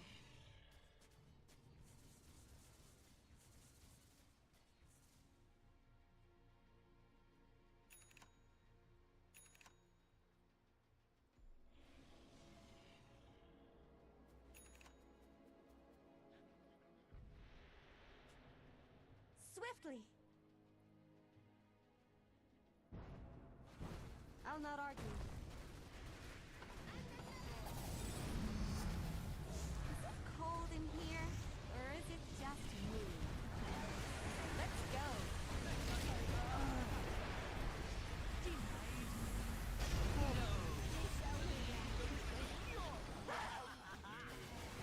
Yes.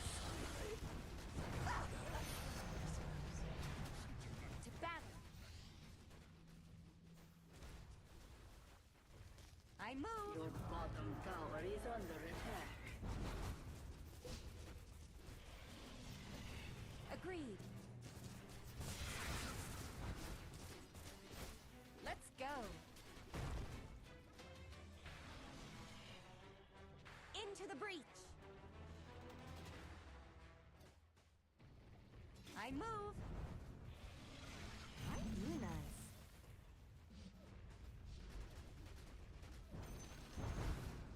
battle.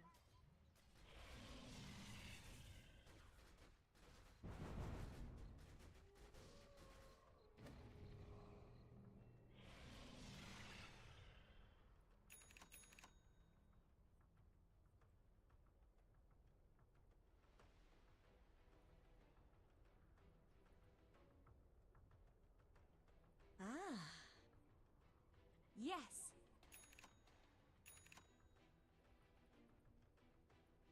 Agreed. Faster. On. I'll not argue.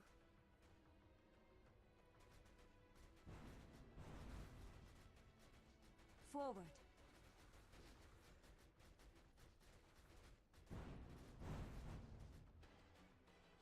Swiftly. Indeed.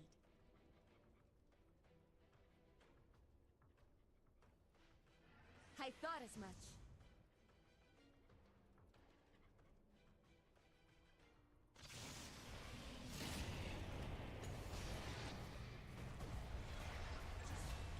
Here I come. Faster. Here's ice in your eye. Die. Claimed. Agreed.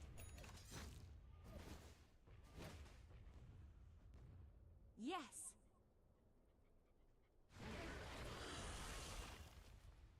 Forward. To battle. Swiftly. The ice wolves bite. Indeed.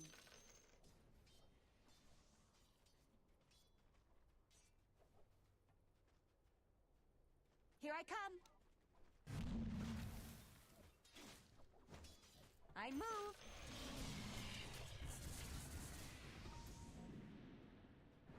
I'll not argue.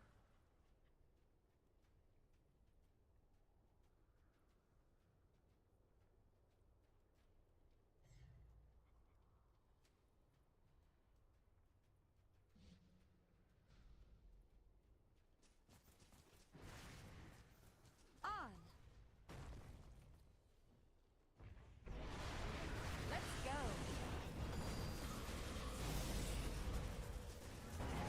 Into the breach.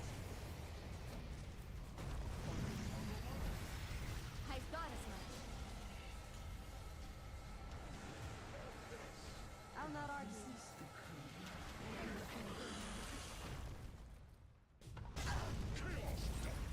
Yes. Swiftly. Your middle tower is under attack. Good try, little bird. Your bottom barracks have fallen. Your bottom barracks have fallen. Your middle tower is under attack.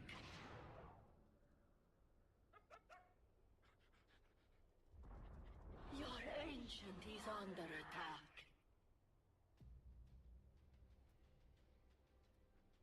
Radiant victory.